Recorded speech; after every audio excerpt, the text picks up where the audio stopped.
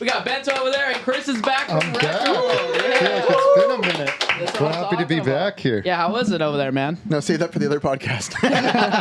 It was great. It's good to be back, though. Yeah, did you see a lot of good people over there? I did. Yeah, you were there, too. No, I don't think so. Good. I wasn't. Some people you missed are. you. I saw some comments saying they missed Oh, Chris. yeah. I saw a lot of Chris comments. Oh, wow. Thank you, guys. I Thank deleted you. them. we hit them for challenge. Mark sure. is spam. But I think it's been a month or two, maybe, since I've been on with you guys. So Yeah, it's been because a you were minute. gone before Retro World doing other stuff. Yeah. For sure. Yeah, so We good to see be it. back. We see how it is. So the way I wanted to segue into this topic was basically what kind of impact does the new announcement of GameStop Retro? We know that they've been selling already with dabbling into the retro gaming scene already here and there. What do you think now that they actually have a brand and logo and everything and storefronts coming out? Well, first of all, I think we created this because I think we talked about this on the podcast and we said... Apparently they've been doing it for a while, but not right now. It's being publicized, pushed. So I would say there's a huge difference because there will be people in the comments that will be like, you guys are wrong. It was way before. But it's definitely a thing right now. Maybe like a week ago or so, it started to kind of hype up. And I would guess that they've been planning this for a while too. Like them actually selling in store and the branding and the logo and everything. Like this has been something in the works with them, I would guess, for quite a while. But you're right that they did only sell.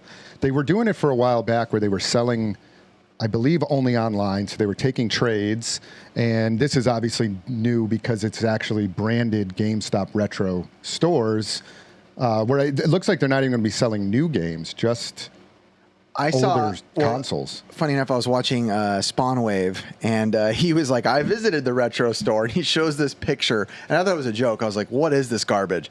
Right now, from at least the pictures I've seen, it wasn't something. I mean, it was literally a wall of, half a wall, a couple shelves of garbage, right? Like some janky PS3 games, some janky Wii games, some janky PS2 games, couple DS games. It was nothing that I would say. Again, and this is early stages, right? Now that they're announcing it, they're probably trying to get the inventory. I'm sure it'll start happening. I think we'll need like another update when it's been a year and you can say, hey, did it affect me? So how many does anybody know how many exist now currently? There's a store locator that you can go to and see the one closest to you. The one closest to us isn't even that close. It's actually I think 20 minutes away or I something. thought, Ben, you said it was Irvine? Yeah, there's one in Irvine, which isn't too bad, too far away. Yeah. What I want to do too in a minute, I know Curtis can pull it up in a minute. I wanted to look at GameStop's website, look at the retro games and kind of compare them to price charting and see where they are. I've heard mixed things. So I want to say that we can put it to the test and see, does GameStop compare to price charting?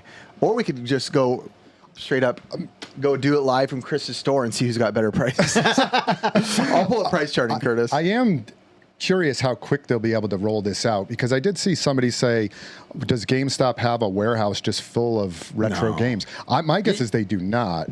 And I would find it difficult, I would think, Rick, to for them to source enough inventory to open up these stores. What do you think? That's true, but remember, for the longest time, I don't know what they did with it, but for the longest time, when you'd give them the old retro games, they'd ship it to their warehouse.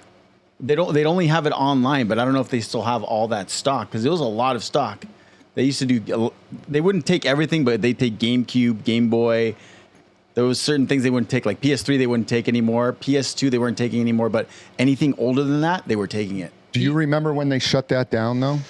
That was probably 3 years ago. I feel like it was 3 or 4 years ago. I think that company being the size that they are, they don't just lose their inventory. You know what I mean? I think that they probably have a warehouse somewhere that has a bunch of games, just like people that we know have warehouses full of games. I guess we'll see. But yeah, the initial, from what I've seen, again, Spawnwave, it was so minimal of what was there. It looked, to me, it just seemed like, I would almost think the launch should have been better. I feel like the launch for it was it's making a splash in the retro scene, but I don't think because whoa, dude, look at their inventory, right? Holy cow, they just got thousands. I mean, I almost think, and I won't give names here yet, but we do have a friend who basically, can distribute retro sealed games. I don't know if he wants me to say his name or not, so I won't, just in case.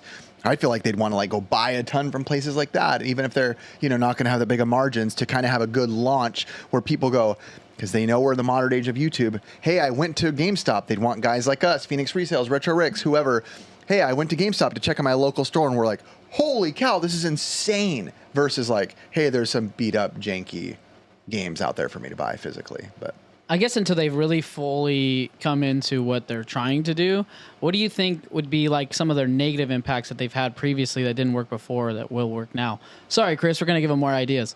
Yeah. What are you saying? Asking what are the Like, things what were they've their done negatives wrong? that were happening before that really made it fail? Well, they need to hire professionals at Retro, right? Like we even in this room, we're not perfect, but I would say like we're 90% proof just from looking at a game without opening it can tell you if it's fake or not. And I feel like that's not standard for a lot of modern day gamers, right? We don't expect, of course, they're not going to know a lot of the retro stuff. You kind of have to have some more professionals for retro in your room and up your arsenal to if for trades come in, you can go, hey, Bill, come over here. And he can kind of at least look through them. Not because, again, opening every single game is almost unrealistic. Obviously, you have to open up the bangers, right? Anything maybe, what, $50 and above, maybe they have to start opening. Who knows? Yeah, to maybe, look at the boards. Maybe if we give them some advertising, like don't get Curtised by a fake game. Yes. Perfect. I thought that was funny. One of the fans made a shirt and it says "Don't get Curtised." They did at Retro World. It was awesome. I wore it one day. Things. But I mean, other mistakes that they did, I guess the fakes is the biggest. That was the big one. I could see them like training, employees to kind of deal with older systems. Like I've dealt with that a lot. Like a lot of the younger people that come into my stores that I hire are a lot of them. They don't like they've never plugged in an Atari. Let's say I don't know if GameStop's going to take Ataris. I don't think they are, but they can learn certainly. Yeah, and if not, I mean, even when they do like their next set of hiring or hire a new, I mean, they could specifically have a sign out for looking for retro game enthusiasts, and that's like the main source of that hire. Like, hey, we're looking for a retro guy. Go ahead. I wonder what the vibe of those stores is going to feel like, though. Like if they're competing now pretty much with all the mom and pops, right? Myself and I want to say thousands and thousands of retro game stores across the country now. So where there are our competition, where their competition. I'm curious, like when you go into like one of my stores or some of the other stores you guys have been into, there's a vibe to it, right? Yep. There's statues and there's arcade machines. Like, I wonder if it's just going to feel like corporate retro gaming. Hopefully not. I mean, they of course they have the ability to make it good, but it's just going to come down to them if they want to listen and do. Right, if they're trying to garner towards nostalgia again, I feel like you got to go past just having a wall of a vintage video games, quote unquote. Yeah, I feel like they have to go the extra step, put up some neons and put up some. What were you going to say, by the way? Oh, I was going to say that the one thing they do have to change on their end was remember back in the day when they took the old games or any retro game, they would toss the case and only keep the disc. They better not do that. And they only kept the game. So you notice when everything was on display, they only had the games on there, like DS games, 3DS games. They would chuck the case. I'd pick it up. So that's a good point because retro gaming, I guess, is a little bit more complicated as far as selling it, right? Because you have manuals, you have boxes. Yes. Like, are they going to have a complete in-box Earthbound versus a manual for Earthbound versus a card for Earthbound?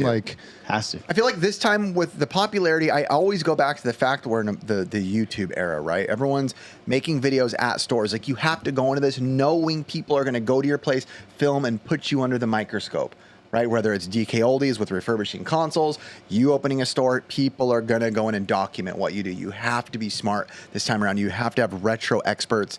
I'm hoping before they even made this decision to get that new logo look, that they had the gnarliest, smartest retro guys up at the top level talking with CEOs going, we cannot make these certain mistakes. You would think that they did that they like hired somebody from the community or something to like come in, we want to do this. I just wonder if they didn't.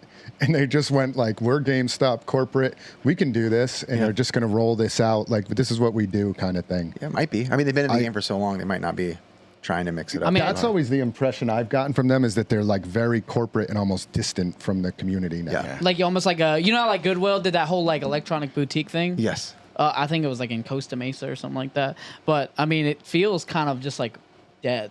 Yep. But they have good stuff. But it's like it just feels like just blue and gray. Like you go inside and it's not just your colors. Goodwill, But, I feel like it's a hard sell with Goodwill because GameStop feels more corporate and Goodwill feels like you're supposed to get a good deal. So it like doesn't feel the same paying retail at a Goodwill versus paying retail at a GameStop. You're like, oh yeah, I expect to pay retail. But at Goodwill, you're like, hey, give me some Goodwill, Chris, let's compare some prices. Oh yeah, bro. I was just literally just pulling up a store locator to see how many that were by us, and that was about it. Hey, bro, But, way to give away your address, bro. I'm curious. Read some. What is near us? It's probably in Jamboree Road in Irvine. Irvine, Alicia Viejo. And then Corona. what's the next closest one? Corona. Virus? So can we walk into these now? Like we could go visit one. I mean, it seems like that. Yeah, I mean, I'm curious. I'd like to go see one. We should. Yeah. We should film it. Yeah, We're retro film it. YouTubers. What do you know? we bring a local game store to a competitor. Hey, we can bring a fake game and a real game. See if they can decipher. I'm just kidding. I'm sorry. I mean, you should. You should. I mean, there are channels that do that Yeah. do go out of their way to We do should that. just trade in 10 fake games. Ben, Ben, you Ben, would never do that. But isn't this kind of a little scary though? Because as soon as Bring up. let's say they get really big and they start doing like trade-ins, that's when all the I have it. I have all the price guys selling all the boots are. What do you want me to out bring with, up? Like really good looking ones to try to trade them in. So then, Because I remember that happened a lot. sorry. Curtis, I'll do the price charting. Okay, what do you want me to Pull do? up a game. Oh. See what they got, bro. Okay, all right. Scroll down. I don't even know how this. Just scroll down. All right. Go to Mario Kart. Ooh, Mario what is that? Kart. Double Dash? Yeah. Double Dash. Double Dash. That's a good price. Discount Double Dash. And so the way their site is working now with this is not like buy online. This is find in store. That's on. This is online, but Oh, bro, if I Curtis, could find. you have to let me go to the price before you go away from well, it. sorry, I said click here, and I was like, all right, I clicked Jenkins it. Stank. Wow. All right, go to Kirby's Epic Yarn. No, We're it's right there. It's back, dude. Come on. Hey, how much? Says $64.99.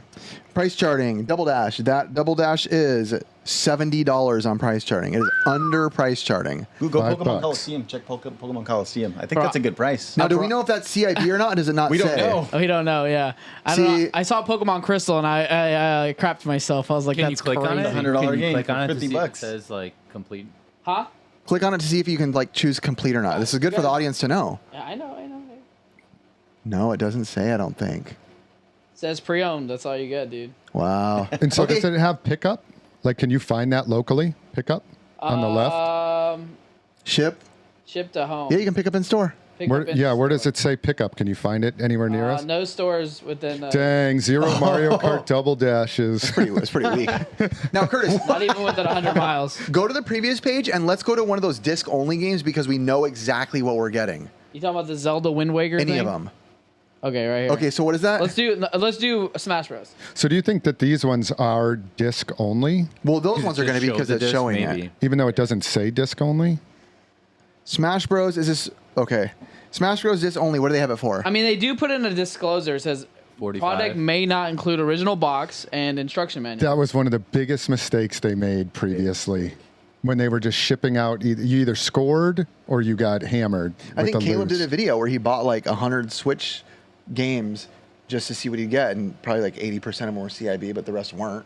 But you I mean, didn't if tell they you. stick with this, I think it's ridiculous. Why not just go to the model of complete and incomplete? Even if you had two prices, right? So this Forget one, the manual. This one, Curtis, what do they have it for? They have it for $99. for $45. Yeah. Loose, it is $47. Chris, what do you have it in your store? I'm just kidding. I don't know. We go right Your off price of price Yeah, he's charting. price. So He uses price charting as his like. yeah, my go-to. point of sale is tied into price charting, so it's all right. Should we Add it. compare it to DK? Do I go to the next one? Sorry. Let's compare So- the next one to DK Oldies. I'm curious where they. Okay. I wonder if they actually are paying I'm going to Shopball. for a subscription. Like I pay for a subscription to price charting. I wonder if they're paying. Oh, this is I wonder how they're coming up with their pricing. Either that or they have their own This is algorithm. unreal. Yeah, it seems pretty close. But it's pretty that's close. An insane. This is a that's $180 expensive. game Yeah, now. That's an expensive game. Not for resale. No, not for resale. Is it? Pokemon Crystal? Crystal, Yeah. yeah. That's Not a for resale. It's like $700. $120 game. Wait, this is just Game Boy Color? Yeah. Yeah. It's a very pricey game. I don't know what it's at now. It was like 120 like last month. That seems 150? cheap. I know Yep, there we go. I know. That what Caleb seems bought. cheap. It's 150 Yeah, on I price know. charting. Just Caleb buy pays it like up. 140. Dude, get them all. Quantity. How many do they have? Add them all. And it's $49 on this? I don't think you could just buy it though. I think it has to be in stock somewhere. Yeah, pick up or ship. None. There's none. Dang. They're out of service? Out of... Yeah, none. What's their trade? Well, yeah, value? because to everybody... check a trade value. Everybody probably looked. Well, and was like, what resellers are going to be all over this, trying to find. I'm sure the they've deal. already hit it. I'm Check- Yeah. Check trade-in. So that's another thing. Like owning a store, I've always found if you price stuff too cheap, you're going to get cleaned out by resellers, and if you price stuff too high, you're not going to sell it. So if they are going to be too cheap, they're just never going to have this stuff in stock either. Look what they're paying you for it. $15. That's another You know thing what with being Caleb too pays? cheap too. Is they're So, hosing. I just sent one into Caleb. He pays like 140. To Phoenix. Isn't that- To yeah. one-up.app. Yeah. Isn't that crazy? You should sit on this GameStop site and just keep Dude. refreshing for weeks till one No. pops up. But so I mean, I know $15 time. is $15 is obviously nothing for Pokemon, whatever. But if they're selling it for 50, That's pretty good. what's that percentage? About a third. Okay, I mean that's typical. That's Yep. typical for a game store. But I mean, if somebody doesn't know the values of this stuff, I mean, they're pretty much getting a great deal. Most people don't if they're going in to The GameStop. Yeah, I get it. All right, so what am I doing next? It's always the same type of guys that go into GameStop. They're like guys who are like 25 and just are ready to like. And their name's Ricky. Or moms. It's a lot of moms. A lot of moms Mav, trade gotta in learn there. early. a lot of Can't even moms, take my it's kids true. there. Just their kids' games. They just look up and see I had GameStop. on video, actually, I have it in one of our earlier Pixel Game Squad videos. I got a phone call, and this mom we know, Let's go to she's like, Strikers. Let's go to DK Oldies. she just calls me and goes, "Hey, I'm about to throw away a bunch of video games. Do you want them?" And I'm like, "Sure. What? Yeah. Okay, sure. I don't care what it is. I'll come over." She lives like 5 minutes from us. I went over there, and it was nothing but popular N64 and Super Nintendo titles. Contra 3, Mario 64, Mario Kart, Double Dash, just tons of it. It was Yep. going in the trash. All right, go to which game are we gonna go? The same one? I'm just gonna go Crystal? NES. Well, let's go NES because everybody likes to look at NES. No, but if you have to compare it with GameStop. That's yeah. So you have to make sure GameStop has it. Oh, okay. Dude. Go to the Pokemon. Go to that Crystal. Pokemon Crystal. See how much it goes for here. Let's just search it. Game Boy Color. Well, Pokemon Crystal. when you're done with this, Curtis, I'm curious if you went back to the GameStop site. Did they have like every? 250. But that I think Is that CIB? maybe. Let me click it, dog. Okay, this is cartridge only. Dang. Wow. Damn, $100 DK. over. Before we release this episode, let's buy some GameStop games. So wait, first. $50 $50 at GameStop, $250 at DK Oldies. Yeah, but this is the worst site to compare it to. I mean, that's wild though. But Still, that's not the real price. Let's check it's Retro one- Games Plus site. I guarantee but we're I at mean, I can't- 150. but I'm I mean, sure I if can't- that's what price charting No, says, it's yeah. we would whatever price charting Yeah. says is what we would sell it. No, for. then that's But this also could be like, a lot of this stuff comes down to condition. If they're sending out good condition stuff, they trade your battery out. It's convenience, right? It's like you can charge whatever you want to charge. Doesn't matter who you're ripping off. If they buy it, they buy it. You know what I mean? true. I think that it's really early for the GameStop website too, and they might just be putting out numbers like $50, and they might adjust on this stuff as time goes on. Yeah, but if you think about like if they've already been doing this, like and they're just rolling it out, but they've been rolling it out constantly, you'd think they've already thought about this prior to going into it. I'm telling you, I have $50 and you're not going to adjust to a Pokemon game? well, there's 20,000 video games plus, maybe 25,000. And I there's- bet you that they rolled this out faster, and we're like, we'll figure out the kinks. Yeah, but there's as we go websites along. and products that provide you these prices to help you do these trades. Well, that's why I'm curious where they get their pricing from. Like, I wonder how they came up with that $50. They opened up their 2009 I will manuals. guarantee you that GameStop does not look at Pokemon Crystal and go, "Oh, this is a $150 game. We should sell it for $50." They don't do that. What did you want me to It's show? like they're not whatever system they're using. They have Yeah. it's maybe it's not video game price charts, and I'm curious how they do calculate it. But there's no way they're like, we'll give a really good deal on this game. Like that's not Especially their a hot seller. Yeah, that's not their business model. They want to make money. So I'm curious how they get this info. Do you think this would bring down the market though on a lot of stuff? If let's say it stays like this, because remember, if they're only paying like $15 for that, to them it's still money. Yeah, but it doesn't tie in, I don't think, to the actual sold price charting. Like, you know how, like, I think No, yeah, price yeah, charting yeah, is yeah. Yeah, but tied enough- into eBay but and stuff like Enough that. people will figure it out. Exactly. That you can buy it from them. Yeah, and that's what I'm saying. I'm like, dude, if let's say they do get ginormous and it starts doing that, well, that's all the retro games will finally start stabilizing like lower. They're going to change it because you think about it. This isn't one of those games where it's like, dude, secret. You guys didn't realize this one random PS2 game that no one's ever heard of is like worth $200 and it's gone $15 on GameStop. This is like a game everybody's searching. Yeah. They'll adjust this within probably a week. Yeah, Probably I by the time this podcast goes out, it'll be adjusted. listening. My question is, if they asked to be a vendor at SoCal, would they be? They did. Yeah, They did. Did you deny them? Yeah, we were already booked. I didn't know that they reached Sorry, out. guys, Huh? I didn't tell you Wow, guys. Ricky. Oh, I didn't know Dude, that, I would have Ricky. easily kicked out someone else. We were literally booked. Get waxed, camel What was crew. their, they applied as GameStop. The application came The through. guy emailed me. He's like, "Hey, I'm with GameStop. Do you guys have like they wanted a 4x4?" Retro Rick has them. He got them. Yeah, we would have them for sure. Yeah. And so, Retro Rick, are they coming as GameStop Retro? That's probably a good question. Oh, maybe that's why they're reaching out, because it was right before the launch. So I wonder if it's going to be signage GameStop Retro or just GameStop. Probably GameStop GameStop Retro. Retro. Oh, so Smart. they're really trying to get in, deep.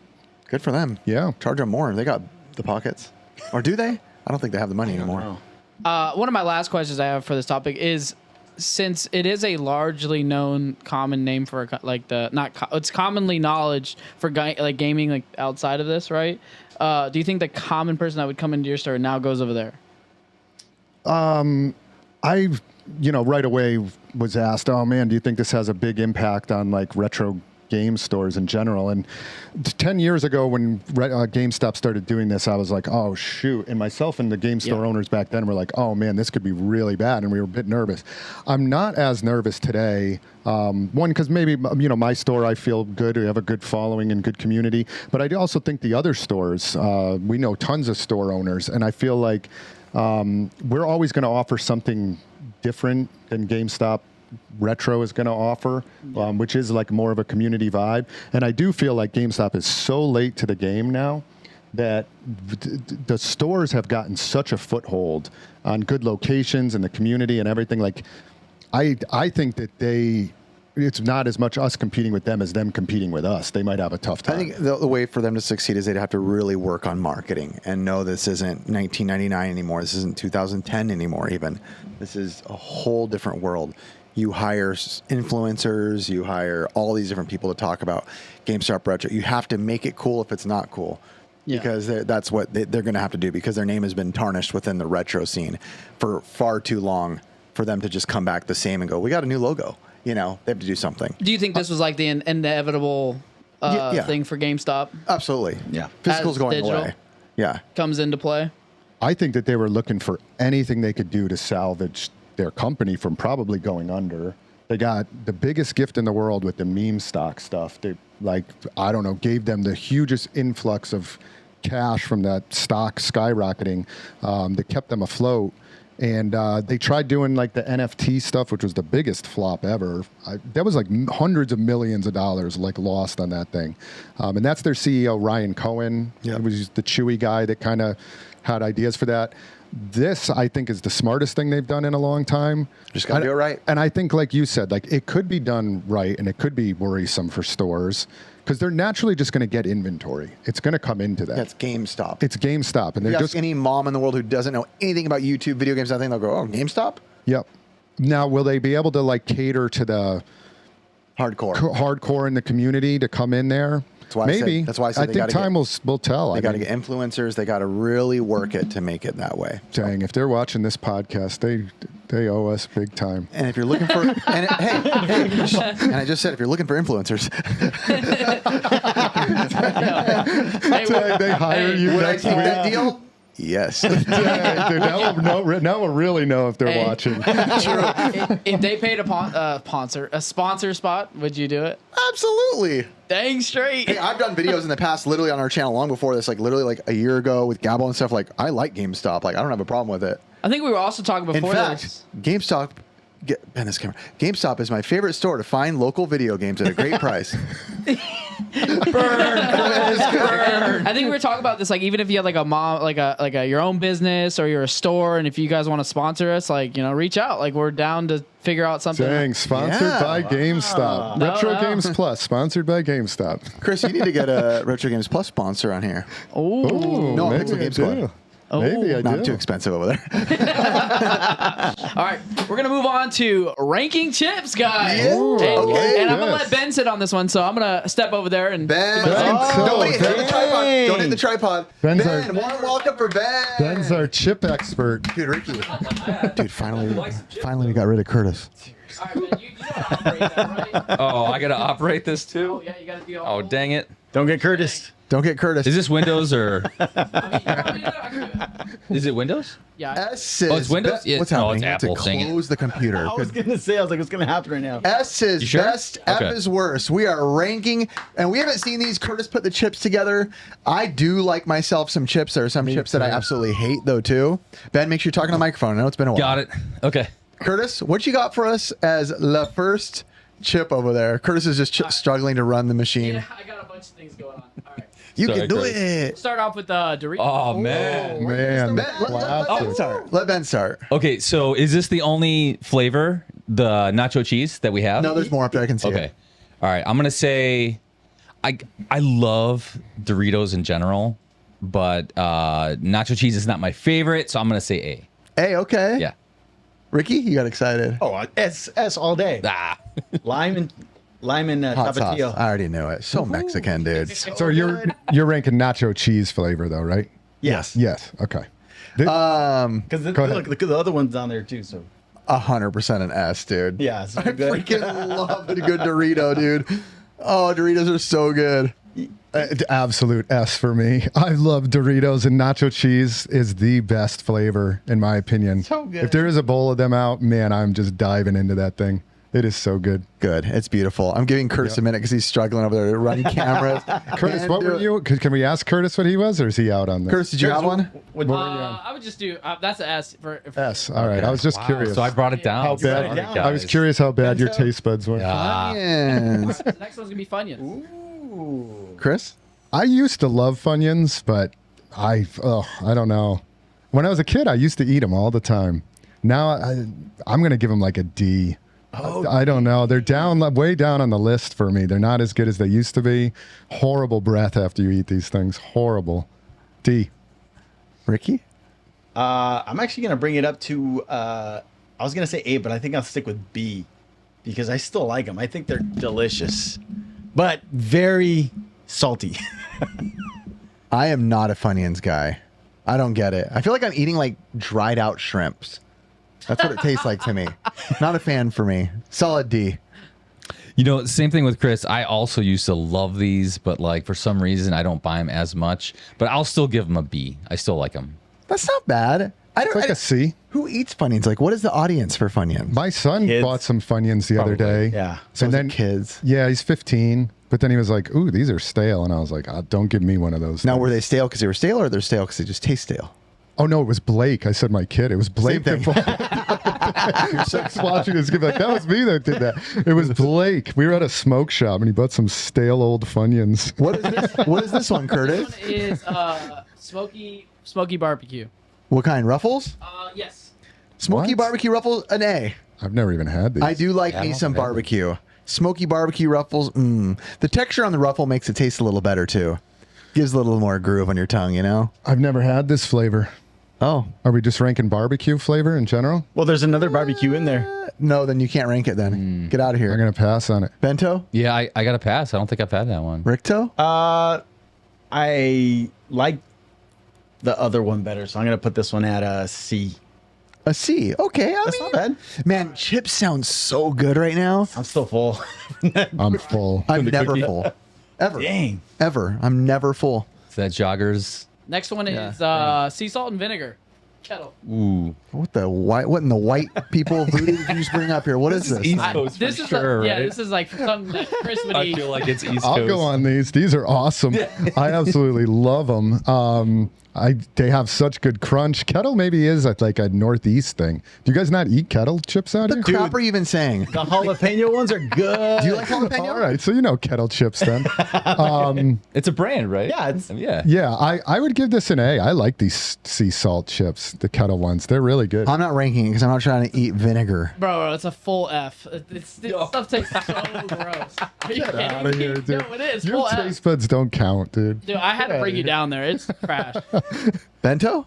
The vinegar is definitely like an acquired taste, but I don't know. I'll say D. Sorry. Ooh. I like it just a little bit. Yeah, nobody's a big fan, Chris. Dang, Brick. I'm gonna go with a B because with a Let's go. nice Coke, it actually Yeah, it's not bad. I like them with like a So you need something else to take away the crappy flavor, is what you're saying. like a turkey grinder or sandwich or something like that. Oh, yeah, there you go. That's such a cheating answer. No, it's a good pair. Good combo. Yeah, if you put them in your sandwich, you know the chips you can put in your Yeah. sandwich. That's Oh, a there good you one go. to put in your sandwich. Like I wouldn't really eat them on their own. I like to mix That's the answer. When you eat them on your own, that's what you're eating. You're not Yeah. eating a sandwich. You would eat it for sure with blue cheese, and that's it. Yeah, dude. Let me try. All right. Sorry, guys. I'm struggling a little bit. You're doing good, Curtis. Let's do Ricky's stuff. Wow. Whoa. Takis. Takis. That is the most kid food and Mexican food. Very. I've good. never had those. Ricky, so. what are you? I'm not kid or Oh, you guys want me to rank this? Yeah. Oh, Ricky. All right, this one I'm S tier. I'm at a B. I'm not. Really? They're so hard. They're not as like I don't know. There's something about them when I bite in. They're delicious, but they're just too hard for my teeth. I think I'm just getting too old. I'm at an A. I like them. I like them. They're definitely a kid thing. Like they're super big in the young crowd. They are. They are. Like when I would have my nephews over, there was just bags of Takis going around, and they like the blue ones, which are the most chemically fiery. like they look like nuclear. Like I mean, this stuff looks so horrible for you, but I would eat them little by little, but I can't put too many of them down. I go D on them. They're too much for me. Oh dang! D. Brought them down. Yeah, D. Bento? I've never had them actually. Really? Really? I'm not a kid or a Mexican, so You fit in that your demographic, pretty dude. much. Freaking Ben. Curtis, come on. You're the youngster. Let's see where you have it at. They're definitely a C for me. They make my poop a different color. They turn it blue, don't they? If The blue one Well, that one's purple, but it gives that reddish hue. So bad for you. Looks like a big bloody poop. Hey, All right, next one's gonna be Cheeto Puff. S tier all the way. This is my go-to, man. Cheesy poop. Yes. Cheetos Puffs are pretty. I will say I like the regular Cheetos better, but I'll still go a B on these. I like them. I totally like them. But I wouldn't say I only eat them one way. Do you chew them or do you put them on your tongue and let them air out first and then go and then Oh crunch no, them? I'm chomping them Oh, you're chomping. Okay. ASAP. Yeah. Okay. I know what you're talking about because when you put it in your tongue, it like starts dissolving. You're like, oh, this is cool. Yeah, and then they kind of just flatten out. Kind of fun. Ricky? I'm with you. I'm at a B. They're good. Yeah. Good enough. Uh-oh. I like the regular Cheetos. These ones for me, I don't know what it is. I do not like them. I don't know why. They're F tier. Like I will avoid them at all costs. Dang. I know. And it's I'm not that actually offended a little bit. I mean, they're basically just Cheetos just blown up, but I don't like. Maybe it's the texture. I don't know what it is. puff. The puff. I do. I mean, they not are like very them. greasy. Yeah. your hand If I on see them. them in a bowl, I'm like, nope. Do you don't suck want off your those. Cheeto fingers? That sounded weird. Do you suck your. Wow. Okay. Yeah. Okay. I don't know why I wanted to know that either. What's the next one, Curtis? Okay. Fritos. Ooh. See, so this is one where I put a challenge to Ricky and Chris's answer about whatever they said in the other one. These are F, but in chili, they're an S. I was just gonna That's true. say the That's exact. So what's the same answer thing. here? Well, that's only because it's a pepper belly, right? That's the only time you're gonna ever have. Dude, the Yeah, chili that's the ones only smell time. like B.O. But I'm saying, so what's the answer there? I Like- swear, it's like dip it in your it's an armpit. F because I'm not gonna eat them plain. I'm saying, yeah, like, it's hard for me to rate them when I'm like, they're only good in insert I feel food. the exact same way. Like the original ones, I won't touch. But if Garbage. you gave me the chili cheese ones, they are S tier. One of my favorite Yeah. things. I can't stop eating Or them. put them in chili, like a chili soup with beans and the whole hot meat and all Oh, I that thought stuff. you meant the chili flavor, like that Either. one. Yeah, they're so good. So this just as is, I have to say F. As is, I'm just gonna pretend out of the bag. I don't like them. I'll never eat them. I'm the same. F, chili flavored. S, same exact. I'll go- Ricto? Oh, Go ahead, Ben. I'd go C. I mean, they're not my favorite, but I Yeah. still enjoy them. they're good for scooping. Is that what they're made for? Yes, I think so.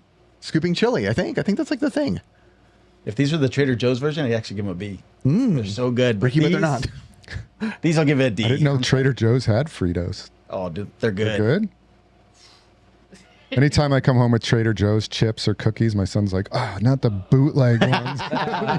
Or cereal. He's like, I'm you like, can't buy it's Cinnamon Toast Crunch. He's like, no, it's Nah, not. they really can't. man. You can do Pirate's Booty. Pirate's Booty, you can You're do. that Pirate's dad? Booty? No, You brought once your in a while. kid Once in a Trader while. Joe's cereal. No. He gets the good stuff, but once in a while, when I I'll get bring it cereal home. for the kids, bro, I'm like, excuse me, what is the filthiest, worst thing you have? I'll take two. No, I get the Cinnamon Toast Crunch, but if I have brought it home, I'm like, it's the same thing. He's like, no, it's not. He won't even touch it. He won't even eat it. Wow. Yeah. Oh, Dang. Lay's barbecue. Oh, there we go. That's good. That's a B for me. It's great in a sandwich, but I'm not going to rank it on that. B. Lay's barbecue. That's a solid B. That's a good barbecue flavor right there. What do you think, Ben? For me, I'm gonna say B because I pretty sure I ate a lot of those as a kid, and like it was my parents' go-to, so it was like the one we always had for like party night. I am not a barbecue guy at all, but these chips, for some reason, actually, they're the best barbecue chips by far. They are. Good. And my wife and son will eat these a lot, so I eat them by default, and they are pretty good. So B for me. Not my favorite, but good. think it's a solid B because I was gonna go B too. Dang. Dang, B. That might be the number most- 2. Just that's what you call it, the definition of a good chip, right? Yeah, it's just good. good. Good. Yeah. It's not the best. It's not the worst. That's just a good chip right there. I like it. What Why the would you pick dill pickle? Dill pickle. dill pickle? Only one Kettle person that can dill like it. pickle. Kettle brand crinkle cut dill pickle. So I have had these before. They're a C. My wife buys all this like weird white girl, basic Starbucks girl type stuff all the time. My wife is like obsessed with like, see a cool Instagram like white chick like I shop here and this is what I eat and it's better for my skin because it says crinkle on it. And I'm like, oh, and she's like sold on it. This is like her alley. But for me, it's a solid C. Target audience, influencer. Oh, 100%. My wife all the time there's this one girl YouTuber she watches. She's like a homeschooling mom, shares like a lot of our same values and everything. And I swear on my life, my wife will just order everything that girl talks about. And I'm like, dang, she is the perfect sponsor for those companies. For my wife. My wife is a target audience. Yes. I like these ones. I like weirdo kind of chips like this. They Figure. are. Yeah. I put that do. one there for you. Did you put it there? Yeah, I do. Like if I see that and it's like weird flavoring, whatever, I'll always try them. And I've had these. They are good. I'd give it A. I like it. I knew it. As soon as it was as close as butthole, he'd. That's the one. Anything as close to anal leaking and licking. Yeah, it's a very Chris item right there. You do like a lot of the weird white people stuff. I do. Like is there horseradish chips? I don't know if there is. Uh-oh. Anything kind of weirdish like that You just though. dip it in some. I mean, I looked it up. could. And it was tough to find anything. It was just a spoof. Like it's not supposed to be an actual food. Yeah, some of them are too much. Like there was a chicken and chicken and waffles. Didn't Ruffles come out with that? It's pretty I don't good. know. Never had Chicken the chicken waffles chips? No, never had them. Really? That's a Yeah, thing. it's good. Never tried. Sound, I like 'em. Sound good to me, bro. They were good. Ricky? I'm gonna say a D. I'd actually rather just have the chips with a pickle. That's an odd thing to say, but I like it. No, because they don't taste like pickle to me when I eat them. It's weird. Pickle flavor doesn't necessarily taste like pickle flavor. It Now that I doesn't think about taste like it. That's Like- why I couldn't give it a good height. Like pickle sunflower seeds and stuff. They're good, but they don't taste like They don't pickles. taste like it. Just dill. It's, yeah, Dill. there you go. What is dill? Herb. Oh. It's an herb. I hope somebody says that's wrong. It's an herb. Why should be So, wrong? Ben, are you gonna I'm like, rank it? no, I'm like, I want to say D because my mouth is just puckering up looking at that. D for dill. It doesn't look very appealing to Your me. mouth So doesn't just open for pickle. That's crazy. no. Pickle. What else is on here, Kurto? Hot Cheetos. S. Shoot. S. S. All day. Hot Cheetos is an S. Dude, on the whatnots, when my fingers are always like red when we're doing whatnots with this. That's why we got those negative reviews. Why is there red powder on my stuff? They'll call me out too. I was like, oh, sorry. dang, 2 S's. And you can't not eat more. It's one of those things you can just crush, and it burns so bad you keep going. Yeah. I know these are like ones I don't want to like, and I'm like, and then I start eating them, and I'm like, dang, they're actually pretty good, and So I can't like stop eating them. So they're not my favorite, but I'd give them a C. They're not. Yeah. I would prefer regular Cheetos. Okay. That's a good answer. So this will sound bad, but I've never had them yet. Dang, Ben, our chip You have to expert. try them. I think I do. Yeah. I You think like you'd spicy like food, them. Ben? Kinda sometimes. I think you'd like these. They're pretty good. I watched the documentary movie about that. Yeah. And it was a really good movie. I thought about Ricky the whole time. Damn. Because it was about the Mexican guy who started them. dude that Yeah. Ricky, what's it like being a token Mexican guy on the show? You know, it's a great feeling. Does it feel good? Okay, good. I like it. La Ricky, raza. That didn't offend you, did it, Ricky? I'm so offended, Ben. I don't get offended. Ben, what's it like being the white token nerd guy on the show? I don't know. I'm just being myself. Chris, what's it like to be the guy whose token has bad taste buds? Rick, what's it like to be the token annoying guy? Chris, what's it like having your mom be the token? I'm just kidding. All right, go ahead. Poor Curtis. All right, next one's gonna be Pringles. What flavor? Yeah, that's true. I mean, I would say let's do sour cream. Oof. See, you just took it from I was going to say a C to a solid A. Sour cream Pringles. The marketing of the chip is the best part about it. The fact that it has that perfect stack. It's so easy to eat. Rarely are they broken up in pieces. You get the occasional, but they're like they say, once you pop, you don't stop. What's the saying there? Stop. Something like Once that. you pop, you can't stop. Something like that. It's hard to quit those. They're just so perfect to me. They're a great chip. What was your score? A. Hey, Mike. Hey, is anybody gonna talk here? Anybody else got Ricky to go? I'm gonna give it a B. I like sour cream, but that like the sour cream and Onion. Sour cream and onion. Yeah, no, I'll give it a solid B. What is going on over there, Ricky? I'm sorry, I don't even know what's going on, dude. Out of it. I'm watching This is him. the second podcast in a row where we did a rating, and Ricky was like, "Am I supposed to rate these?" He did that twice already. He went, would you give it an A? And he went, what are you gonna rank it? I'm just sitting here like, anybody gonna go? I literally was like, what is going on here? Like, is anybody gonna just spit it out? I get in trouble for talking too much. All right, so for Pringles, the sour cream to me is definitely the best flavor. It is, of the Pringles, the S tier for me. And I always used to like Pringles, but I watched a thing recently that was like some video. Oh no. On them making Pringles, and they literally are like the hot dogs of potato chips. Really? And I never realized that. Yeah, that's didn't why know they're that. all cut the same shape. They fit into a tube like that. And it was like they were just mushing up like all this like garbage. And I don't even think there's even somebody correct me if I'm wrong. I think there's no potatoes in them from the video I saw. I gotta say, I still love hot dogs. So it doesn't I know, sway and I me. like hot dogs too. So it's just I watched that and I was like, oh dang, is that? Somebody was saying it's not even a potato chip because it has no potatoes in it. That's why they call them Pringles. Did maybe? anybody watch the Kobayashi Joey Chestnut showdown? No. That's a single guy question. What? Is that the Nathan's hot dog? That was the Netflix thing, right? Yeah, the Netflix thing. They had a battle, and he put Pringles? No, hot dogs. Hot Oh, dog hot eating dog. contest. Only Curtis wants to see men eat as many wieners as they can as fast as possible. Bro, he's like the most American thing ever. Stuffing them in. 83 hot dogs in 10 minutes. That's Yeah, but it's crazy. the Nathan's hot dogs. No, that they're no, no. eating. He broke that contract, so Oh, so it's not Nathan's. that- It's just hot dogs. yeah. That it's on impresses Netflix. me zero. I know. I even want to watch that.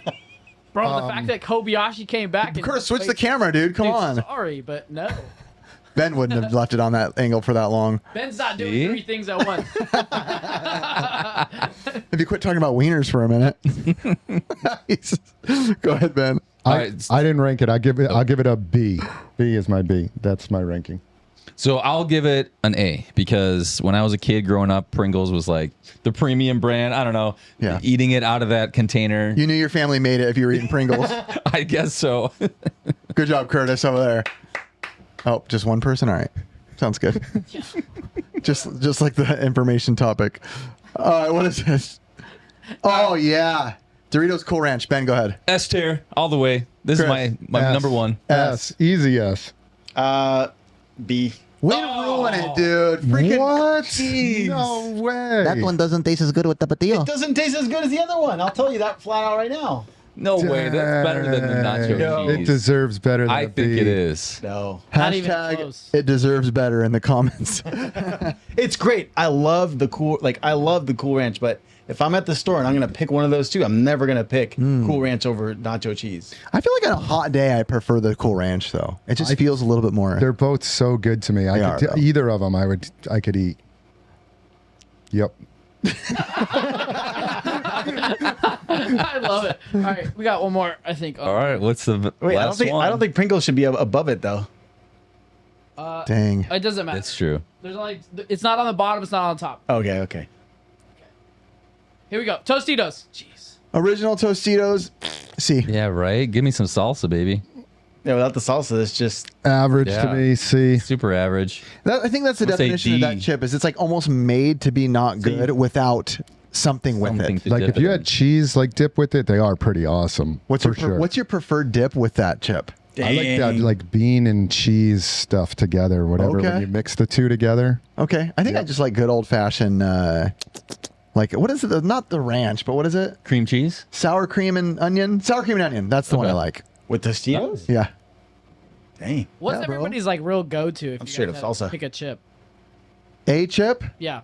Just average day. Average day. A Dorito. Dorito, yeah. Doritos nacho cheese for me. So that's crazy. Why? Dorito or Yeah. Cheetos, hot Cheetos. Oh, hot Cheetos. Hot Cheetos, I feel like has to be special for me though because it's so hot. I feel like I can't just eat it chilling. I got to be like in the mood to know I have a drink on hand, and it's a little spicy for me. I'm a little. All right, limp. so I need somebody to read the top and the bottom. Where we at? Ricky, go ahead, Ricky. All right, at the top we got nacho cheese Doritos.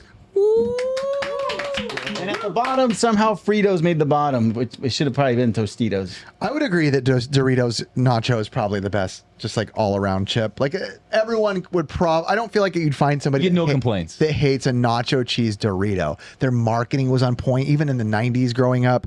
Good marketing, Dude, I forgot about the Super Bowl parties, great commercials. Doritos is kind of where Do they still do Doritos commercials? I haven't seen one in forever. They just give up on marketing after a while. They're like, we got it. I We feel hold like that's the a whole top other spot. topic. Like, at what point does a company need to give up? Not give up, but like, we don't need marketing, right? Like we're Nike, killing- like does Netflix. Nike? Yeah, they don't market Yeah, like as much. Ferrari. Yeah, like they're just like, we got it. Yeah, we're crushing, we're good. Yeah, or Coke. Well, Coke still does a little bit. They do. Yeah. It's always like happy, smiling, and people singing in streets and stuff like that. Yeah. And then Pepsi is more like edgy. I feel like Yeah. Britney Spears and like. And that Pepsi was- just kind of gave up and was like, all right, we're number 2. we didn't win the Coke We didn't Wars. win. Yeah, we're done. Yeah. All right, guys, let's go on to the next one. What are you guys' like retro game stores pet peeves when you walk into one? Ooh, pet peeves. So I'm not gonna lie, this topic, I thought of it because we were watching the Metal Jesus video and Kelsey was talking about her pet peeves. I tried not to really pay attention to it, though, what they were saying, because I was like, oh, this would be a great conversation to have. I actually wrote some down. Ricky, do you have any on the back of your hand? Pet peeves in a retro game store. What are the things at Retro Games Plus that Chris does that just pisses you off? Don't tap it. Don't tap it. I can hear everything. Good old Ricky. Ricky, bring that mic closer too, bro. Pet peeves, huh? Were you not ready for this, Ricky? We only sent like 40 texts about this. I wanted you guys to go first. Sure. All right, I got it. I'll start. Stickers on labels or cardboard is probably my most number one Ooh, that's a pet good one. peeve. But Retro Rick uses some special. Oh, Retro Rick got his special labels from where I told him to buy those special dang. labels from. Because we get Flex. heat on that too. Okay. But whenever people say, why would you ever put the labels on the cardboard like that? I'm like, just buy it and watch, peel it off. It does nothing. It took me forever to find the right labels to do that. There is special labels that will just peel right off without any stickiness. No damage. Because there are even sticky notes I've seen, which are basically usually very gentle. But I've still had a sticky note once in a blue moon that will I'll peel up and I'm like, oh, and there's like a little bit of label that came off, or not label, but like box from like an old NES box. Where I'm like, oh no, like a little bit of pink came off, and that's from the Barbie game. And I'm like, dang it, it still came off. But that I feel like when stores do that too, like, what are they thinking? Like, why is that a thing that you would it almost makes you think, like, are you not in any what involved as a collector yourself? Because that's such a big no-no. Right. Well, for me, again, I researched because I knew that it was a big no-no. So I was like, either I have to buy now a plastic case for every single game, which a lot of times you don't, right? There's some cheap cardboard game. Say it's an Atari game or something. I don't want to have a plastic case for It's every literally one. worth more than the game. Yeah, so you have to stick something on it. So I was able to find these labels, which again, I did help Rick out because he asked me where to get them from. But it took me years to find those. Wow. But back to the GameStop just for a second. I'm curious if GameStop is going to take their labels, which are the most horrible labels that Yeah, exist. for sure. You can't even get them off On the the corners plastic. of all the disc-based games. Oh my gosh! And then they just keep sticking them on, and there's 5 of them. Imagine if you were went in to buy a Hagani or something, and they were Yep. right on it. Again, and if you didn't hear our first podcast, we'd go back to that one because that's where we talked about they need to hire the right people who know retro. It's so much different than a freaking plastic PS4 case where no one gives a crap what's on it. Slap some Goog on it. It is not the same with vintage. Yeah, so Especially it's a Atari. challenge for a video game store. I mean, I figured out a system that works for me, and most people are happy with it. We don't ever get complaints about the labels because it doesn't do damage. But if you are a video game store, you can find. Do I those have a labels. Retro Games Plus sticker over there on something? Oh man, you're gonna test it? Put him to the test live. That is so I don't know if I very want to good do that idea. to him in case what if Dang, something. do it. I have faith in them. Are you sure? Yeah. All right, I'm gonna go look. please. Someone give your next one. Okay. Oh dang, you're gonna Okay. do it. Let's go. So for me, it's when games or whatever don't have a price at all on them. Ooh, that is a good one. And then, you're browsing, right? You just want to look. You don't want to talk to anybody just yet. And oh, man, now I got to talk to somebody. Yeah, that's a bad one because when they bring it up, you're just like, I don't even want to know how much it is anymore. Yeah. Because they're busting out the online. Because they may do the thing where which is another pet peeve, reprice it. Or they're Yep. pricing it day by day. Yep. Maybe it's a hot item. Chris, you're lucky. Do you have one? This was from your store, and there's no label damage, which means It obviously came off easy. Ooh. It took me forever and ever to find those. So I actually had full faith in that. If you found one of those, if you brought it over here, I was like, yeah, go ahead. You know, Just you're a little scared though. no.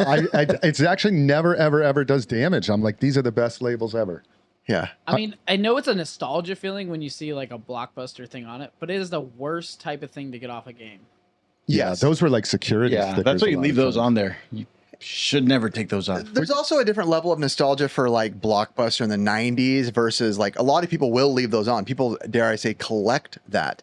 But it's a lot different when it's like the pumped out, it's still in existence, the GameStop one, everyone's like, they still make things, it's just annoying. Something about it being your childhood, even though if your childhood was GameStop, the fact that it's still being, those stickers are still being produced today doesn't have much feeling to it. So who else has got one?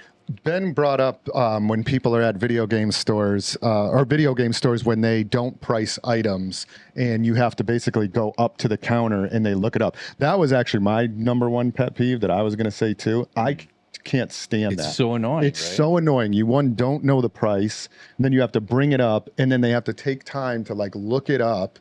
And I'm just by then I'm like, all right, I'm done. I don't. Right. You know, it's not the swap meet. You know, you expect a sticker to be on there, so you know exactly what it is. And now you got to like, you know, figure out if you really want it. And then if you don't want it, then you got to be the chump that asked about it and you didn't really want it or whatever. You know, he's got to put it back. To me, it's just automatically like, nope. Like walk in, if we go into a game that's store, true, right? no prices. I'm like, nope, I'm good. Because I already know what the price is. Might as well go to eBay and look up solds, It's and gonna that's be what they're going high, to tell me. right, yeah. And probably a little higher. Right. Right. And it's like when you have that type of, that's how you run your store, it tells me like you really don't care about the customer experience at all. Right. You're more focused on, well, shoot, I don't want to put a price on this game because it might have went up $7 in the last year and a half. It's a real pain to have to like reprice everything in the store. How often do you do that? We go category by category, so that it is a lot of work to like, we'll take like, when I say category, like, okay guys, we're going to reprice all the NES games and we'll go through, and luckily I have a point of sale system that will like, tells us our inventory and will spit out labels. So it's works pretty well, but it's still a lot of work. You have to take hundreds of games off the shelf and re-sticker manually. So when I see a video game store that doesn't do that and they're just like, well, bring it up here and I'll tell you the price. A lot of it is just laziness. It's like, okay, well, you didn't want to take the time to price. You're just throwing games out there and then I'll price check you as you come over. It's like, adios. Yes. Yeah. Ricky? All right. So I got 3 of them, I think. Give us one first. All right. One at a time. All right. One is when they don't clean their game, so it has Sharpie all over it, and they're still trying to ask for full price. Or like, let's say you run into like a Hagane or something, the label's all ripped up. They still want full retail price on that thing. Oh. I'm like, dude, at least give me like $100-$200 off. I'll take a hit On a game that expensive. on a game that expensive. That's an interesting question. Chris is thinking about this one because he doesn't know. I don't know what you do either, but I didn't think about that one, Ricky. That's an interesting one. You go in, you buy a game, but the label's poop. It's crap. What do you do? Condition is tough because like if I'm there and I'm pricing it, like as a store owner, I can go, okay, that's pretty beat and that's a $1,300 game. Like let's maybe mark it down. We print out a sticker that says To $12.99. we'll mark it down. But you know, with like I have 5 stores, so it's very difficult to like explain to all of the employees how to do that, like in a system that's like, okay, so it's because it's a judgmental call, right? And so like we do have 25% off, 50% off stickers that we will just mark a lot of things down if it's really rough condition on something. Sharpie might not be that bad because you could get that off. You should just take it off is what But if it's like in the front, like you're like, all right, cool. If it's in the back, I don't mind. I'm like, okay, whatever. But when it's in the front, you're like, dude, you didn't even take the time to. Or like a water damaged box or something like that should be easy, like 25, 50% off. Yeah. Yeah, they're charging you CIB price when it's like basically you're looking at a wet piece of cardboard. Yeah, like all rippled and crinkled up and like torn. So we try to do that. But it's a good thing to try to do it. But it's not always the easiest because, again, it is a judgment call. Ben's the condition guy. What would you do if you see it like that? When you pick it up. I wouldn't buy it. I knew it. Sorry. Ben is a condition monster, that's for Yeah. sure. Sometimes he'll sell me NES games and he's like, I'll give you a discount because it's kind of like beat up. And I look at it, I'm like, sure, I'll take the discount, but this thing's mint condition, dude. It's got like a line in the back, like the smallest thing. I'm like, Sounds good, I'll take the discount. Yeah, I mean, it doesn't have to be perfect, but I mean, I plan on keeping my games for a while. Ben, you pretty much have to yeah, have them dude. perfect. You know, there are several games I have bought like 3 or 4 times, and I can't get a good one of that game. For example, NES Bo Jackson Baseball. Okay. It seems that all baseball games are just beat to heck I'm gonna by look right now. kids. People I are guess. just throwing them. Like, Yeah. This game is horrible. And Bo Jackson Baseball is one game. I've bought it 3 times off of eBay, and it comes in and it's got some jankiness to it. I remember. And so, Oh, sorry. Go ahead. yeah. So I just end up whatnotting it, or I think I have like 1 or 2. Ben, hilariously, this is one of my worst labels. Look at this. oh, Ben's gonna want Yeah, it. see, it's all janky. The heck? Like Right, NES go to baseball camera, games boy. are Yeah. just kids beat the heck out of them. Oh yeah, it looks like somebody farted And on it. another one is Roger Clemens MVP baseball. It's always labels always coming off the glue or something. So that was an LGN or IGN. What was that rainbow? IGN. logo? LGN. Yeah. LGN. So LGN. those labels are naturally like kind of janky, and that's another one I can't find. I've bought that one probably 4 times. Roger Dang. Clemens, MVP baseball. I know you got a brand new tough guy. Yes, I know. Hey, the cart's probably still beat up. Probably if you open that up, the label's gonna be jank. Nobody needs to know. Well, I remember when we were buying NES games off you in the parking lot, and you had them all sorted like A, B, C, D, Yeah, I E, know. It's so F. crazy. Yeah. And I remember like Aaron and I went right towards the F games because you were like, yeah, those are like $3, and it was like the same game that was in the A was in the F. He was pricing them way lower for Way condition. lower for condition, but I remember we were looking at them. We're like, these aren't even that bad. So Dude, you were definitely a condition No, monster. they Yeah, were like, I don't know why. you NES tested 'em all, especially, that's right. NES especially. I have this thing that where like I feel like all NES games deserve the love to be cleaned. It's so dumb, right? I like it. because like I spend so much time like cleaning these things. we and know. testing them. It is not dumb. I have 750 NES games behind me right now, right there. And the past weekend, I've been ordering styrofoam changeouts. If the styrofoam's dirty, I put them in. Every single CIB game is in a plastic sleeve, even the loose ones, which are in the mini box gaming.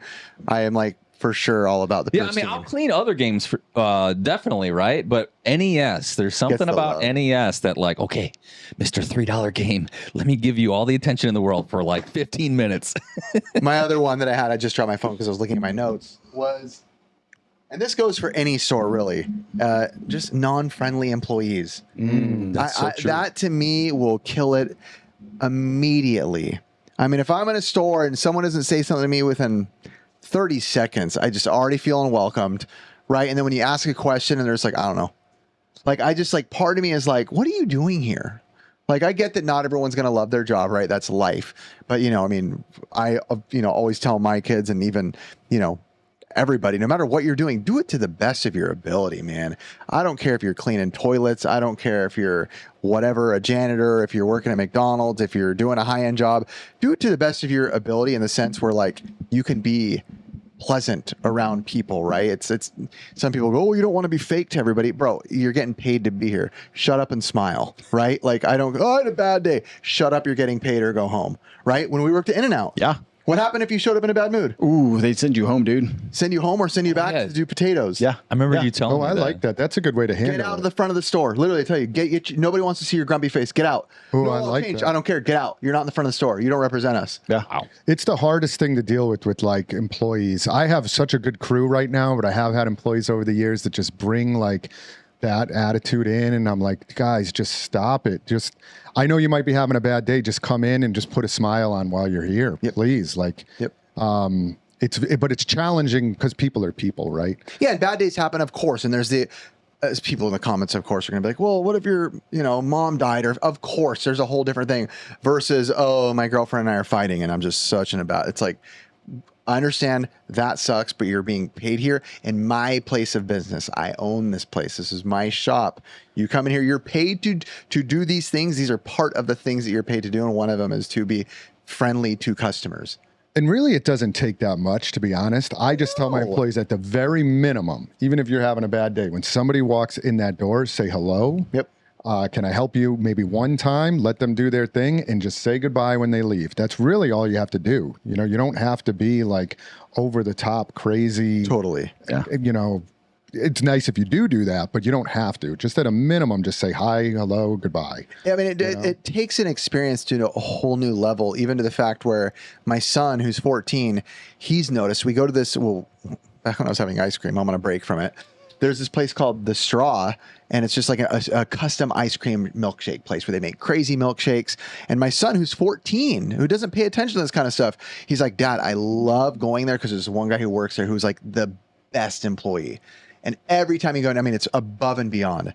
How are you guys? So good to see you. What do you need? Oh, that's the best flavor. And he brings it out to me. He's like, oh, if you always you break off that cookie and dip it in that ice cream, it's going to be so good. That's a good pair. Eat that one. And my son is always like, dude, I hope that guy's working. And I'm like, dude, it's a 14-year-old kid who is seeing the power. Are you related to that guy? I know, right?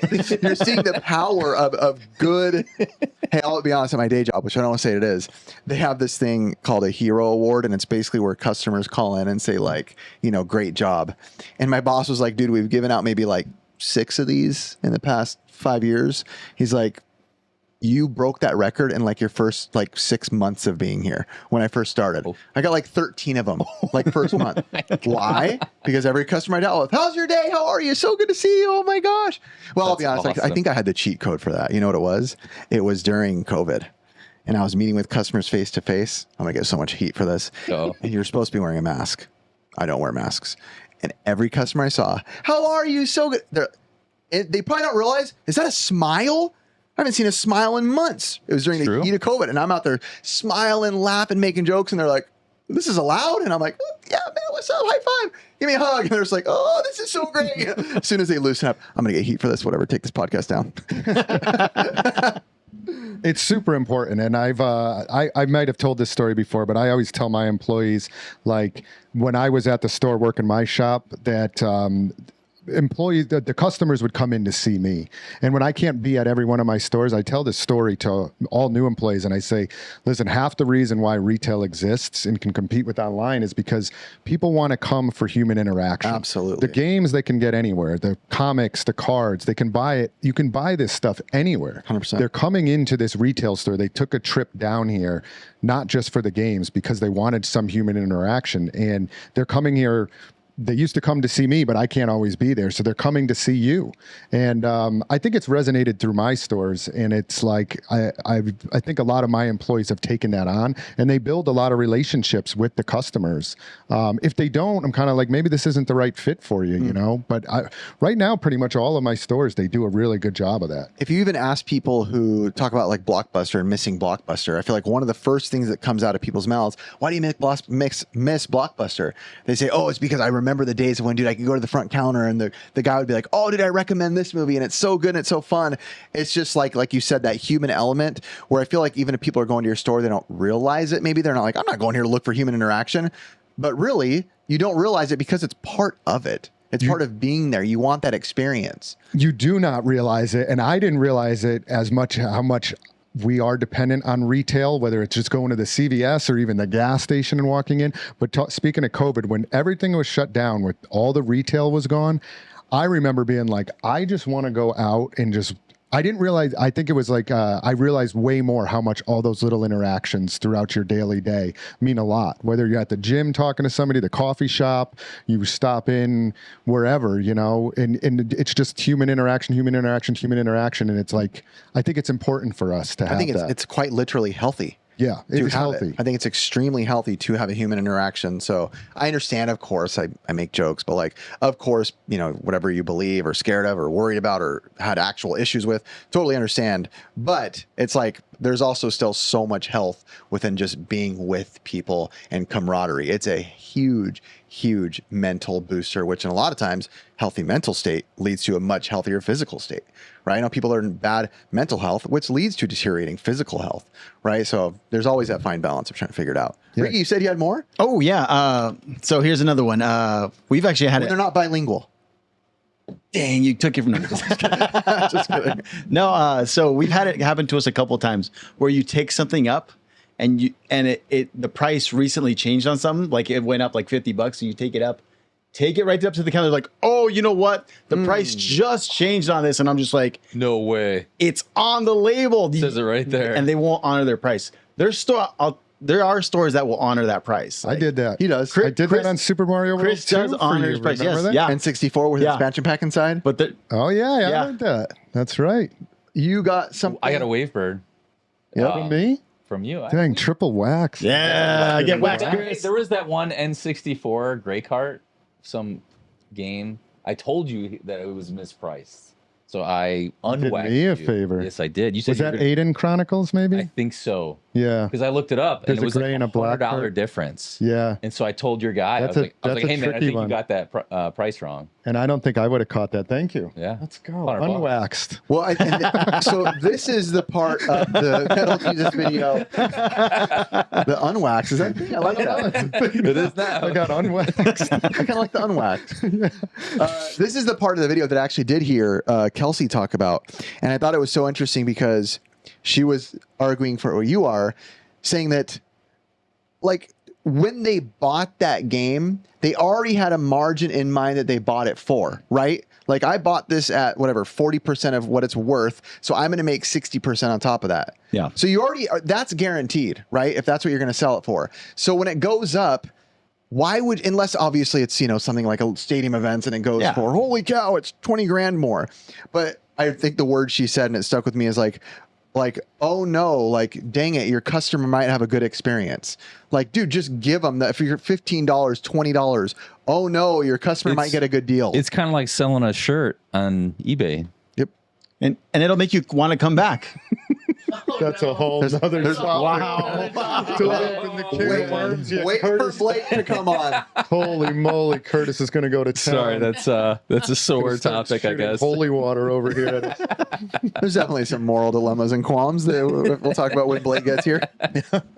That's a good one though, Ricky. Yeah, if you remember, if you find something like that at a store, you're gonna want to go back. You're like, dude, if I found one, there's got to be more. That's why we always go to Chris's store.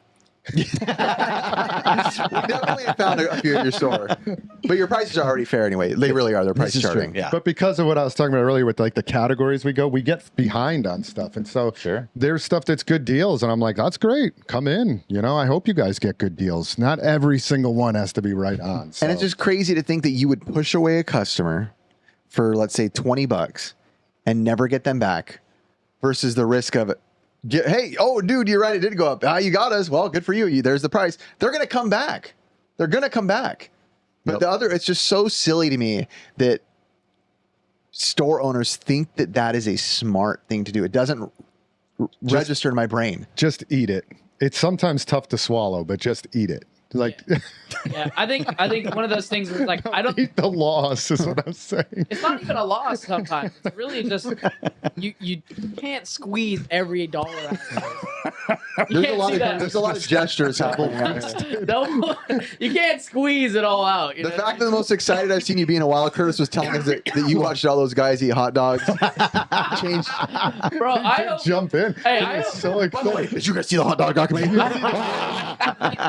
I hope people understand that. Like that's the most American thing out there. I've never even heard of that guy's name before. Joey Chestnut is one of the most American names out there. I'm Joey.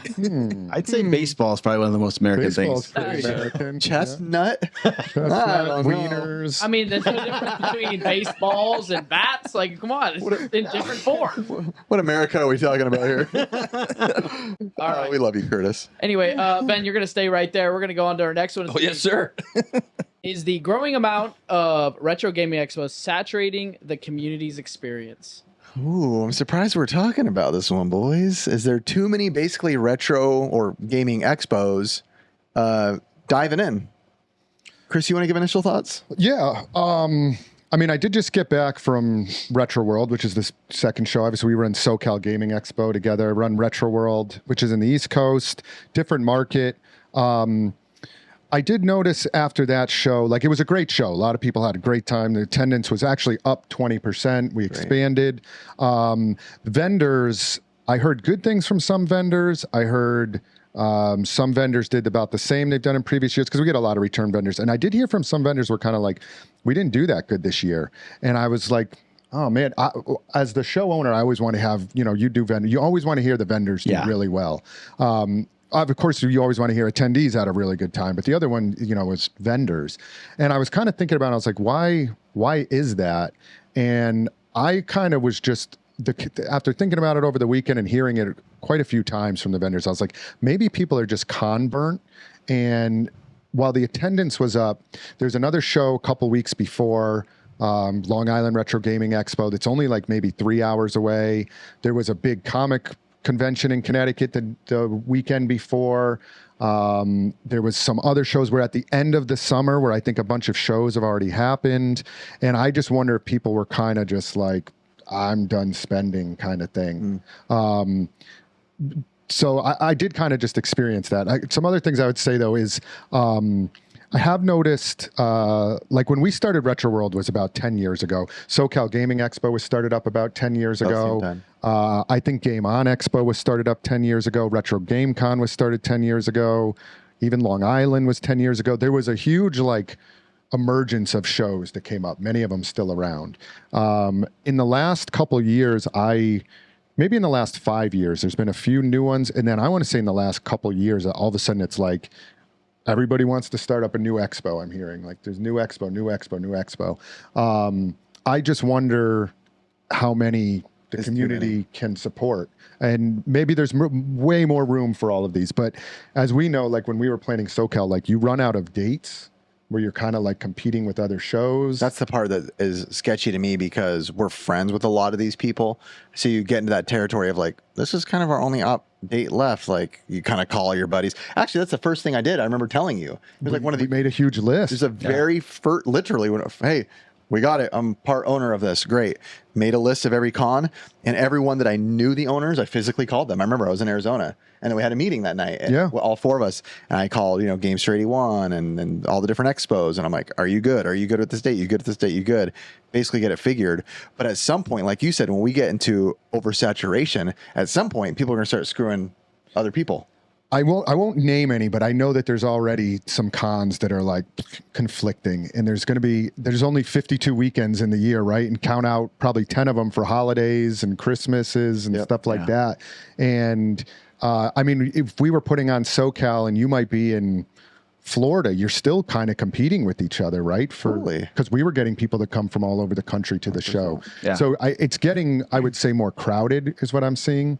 And even when we made that list, it was how many weekends were available? 2? Yeah, we were like, well, we can do this or this. Yeah, because the list was probably 25 cons. And then the convention center that you work with, they're like, here's 2 dates. 1 or 2 weekends. Yeah. If you're lucky. Yep. Right. Yeah. And even I think SoCal actually matched with AGN's event when you guys were running. Oh, yeah. There was some the Xbox. IGN or something? IGN. Sorry. I wouldn't even consider them. It's a different...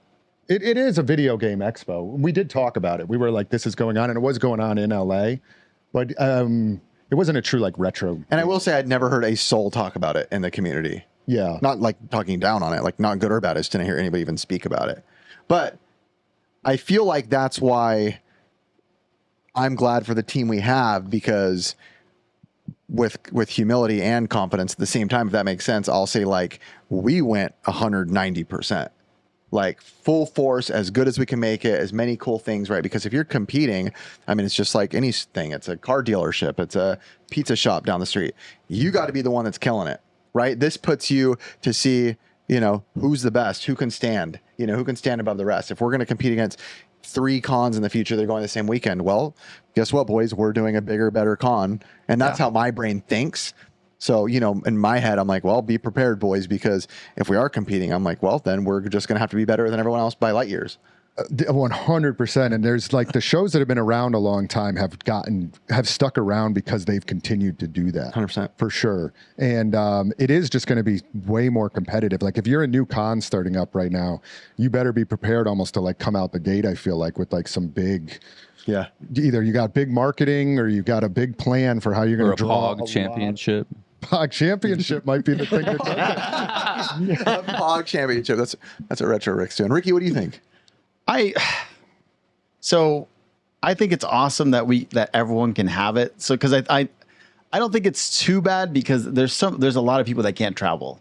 Like you can only go to those cons that are there. Like at this point, I think there's just enough cons. If you keep adding to it, it'll eventually will get saturated. But I think right now, like I love it because when we go to cons, we meet different people at every con. So you don't see the same people at every a couple of people, but not everyone goes to the same con except for some vendors from California. You'll see those guys out there everywhere. You're like, yo, shout out to some of our vendors in California, man. They go everywhere. They around travel. We have some of those at Retro World too. That's what they do as a career now. Yeah, they travel all over the country. Con money. Yeah. It's their life. It's their life, which is pretty awesome. As the you want to say don't shy away from starting a con because a lot of areas don't have it. Right? Exactly. So if they start up in an area, then they're pretty much branching their own little thing. Midwest wasn't that what is it called? Midwest Classic. Midwest Gaming Classic. Yeah, they just started a couple years ago, right? No, they've been around for a while. They're one of the longest running ones, probably 15. 20, but I feel like that's the only years. One that I know of in the Midwest. Well, definitely. I mean, you see it in the comments, people saying all the time, what the heck? Where do I find these things? Right? And I would argue even the same for swap meets. That's probably the number one comment that I avoid answering.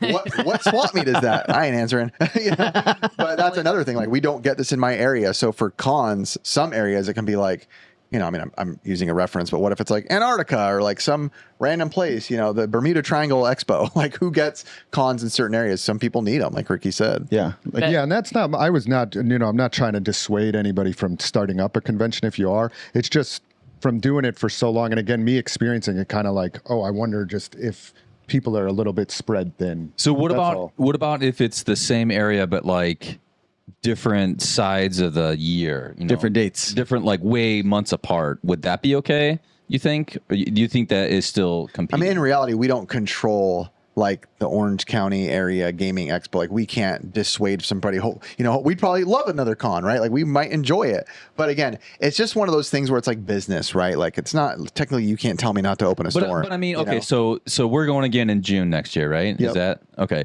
So if you're a con, do not go near June. I'll find you. No, I'm just kidding. So what if there was another Southern California expo in I don't know, January? I feel like would that at all compete with us? Probably. It would. Yeah, because in Connecticut there's another show that takes place on the other side of the calendar. But it still is competition. Like Aaron said, but no way you can't. It's business. Business is business. You can't ever be don't do that. If somebody wants to open up a con, they can absolutely do it. But yeah, it is because the average person's oh no, we don't want to go to that second one because we already went to the first one. Yeah. It puts in that headspace of I just went to a con. I went to a con, even if it was 6 months ago. Well, I went to one video retro gaming convention this year. Maybe I won't go to another. So It does dilute it, I think is the word. Ricky? I feel like SoCal LA area is a different beast though, because we have so many conventions here.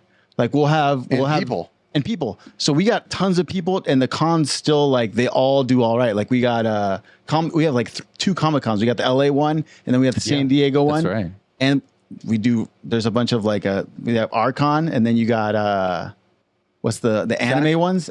You got all those they're all there's always someone's always going to them. They're always packed. Well, like you said, I didn't think about it also is region, right? Us, Kansas or Arkansas probably can't handle 15 cons because it's so many people. It's all the same, it's the same cousin lovers going to the same cons. They'll just Kurtz just put his head down. I'm just kidding. Actually, I'm thinking about going to one in Alabama. But California, we're so overcrowded, right? I can make fun of it. I can make fun of ourselves. We're so overcrowded here in LA and California. We are just packed to the brim with people getting shoved in every ADU in every corner. So we have a lot more people here to technically feed with retro gaming conventions or even newer.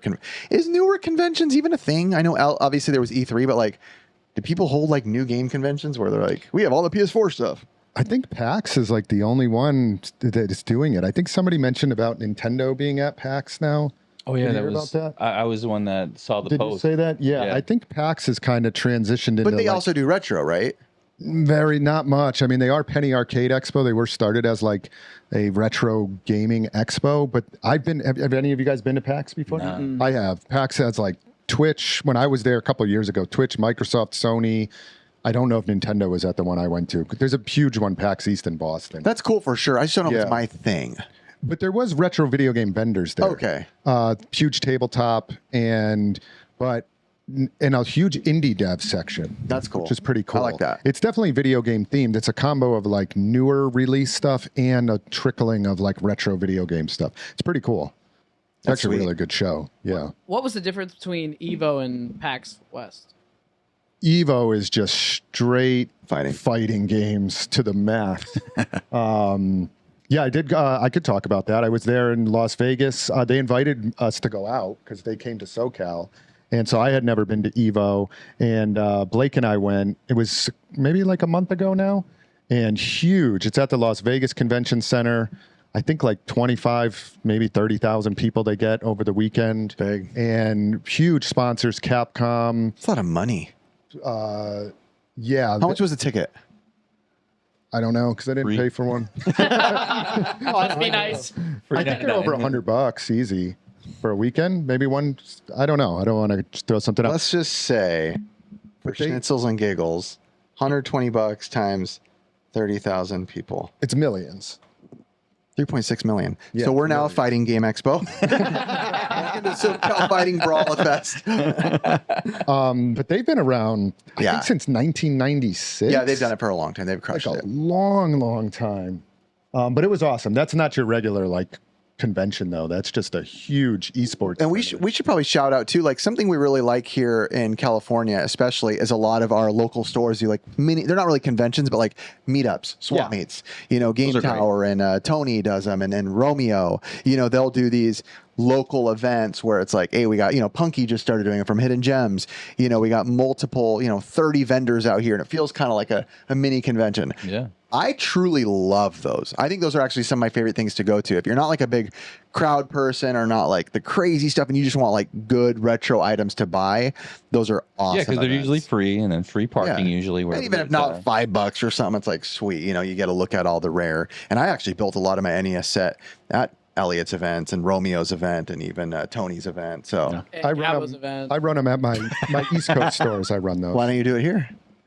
There was a lot of stores already doing it here. And you know what? I had a second one I bet we planned. could kill it.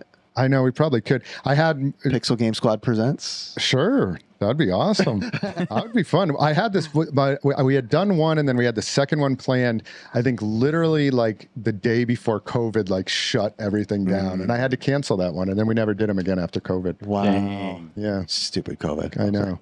All right. I thought this was interesting. I know Ben brought this up. It was if you guys were to do a new free play console or console free play area, what would be the 4 games that you would choose for 4 systems? Just so one game for each system.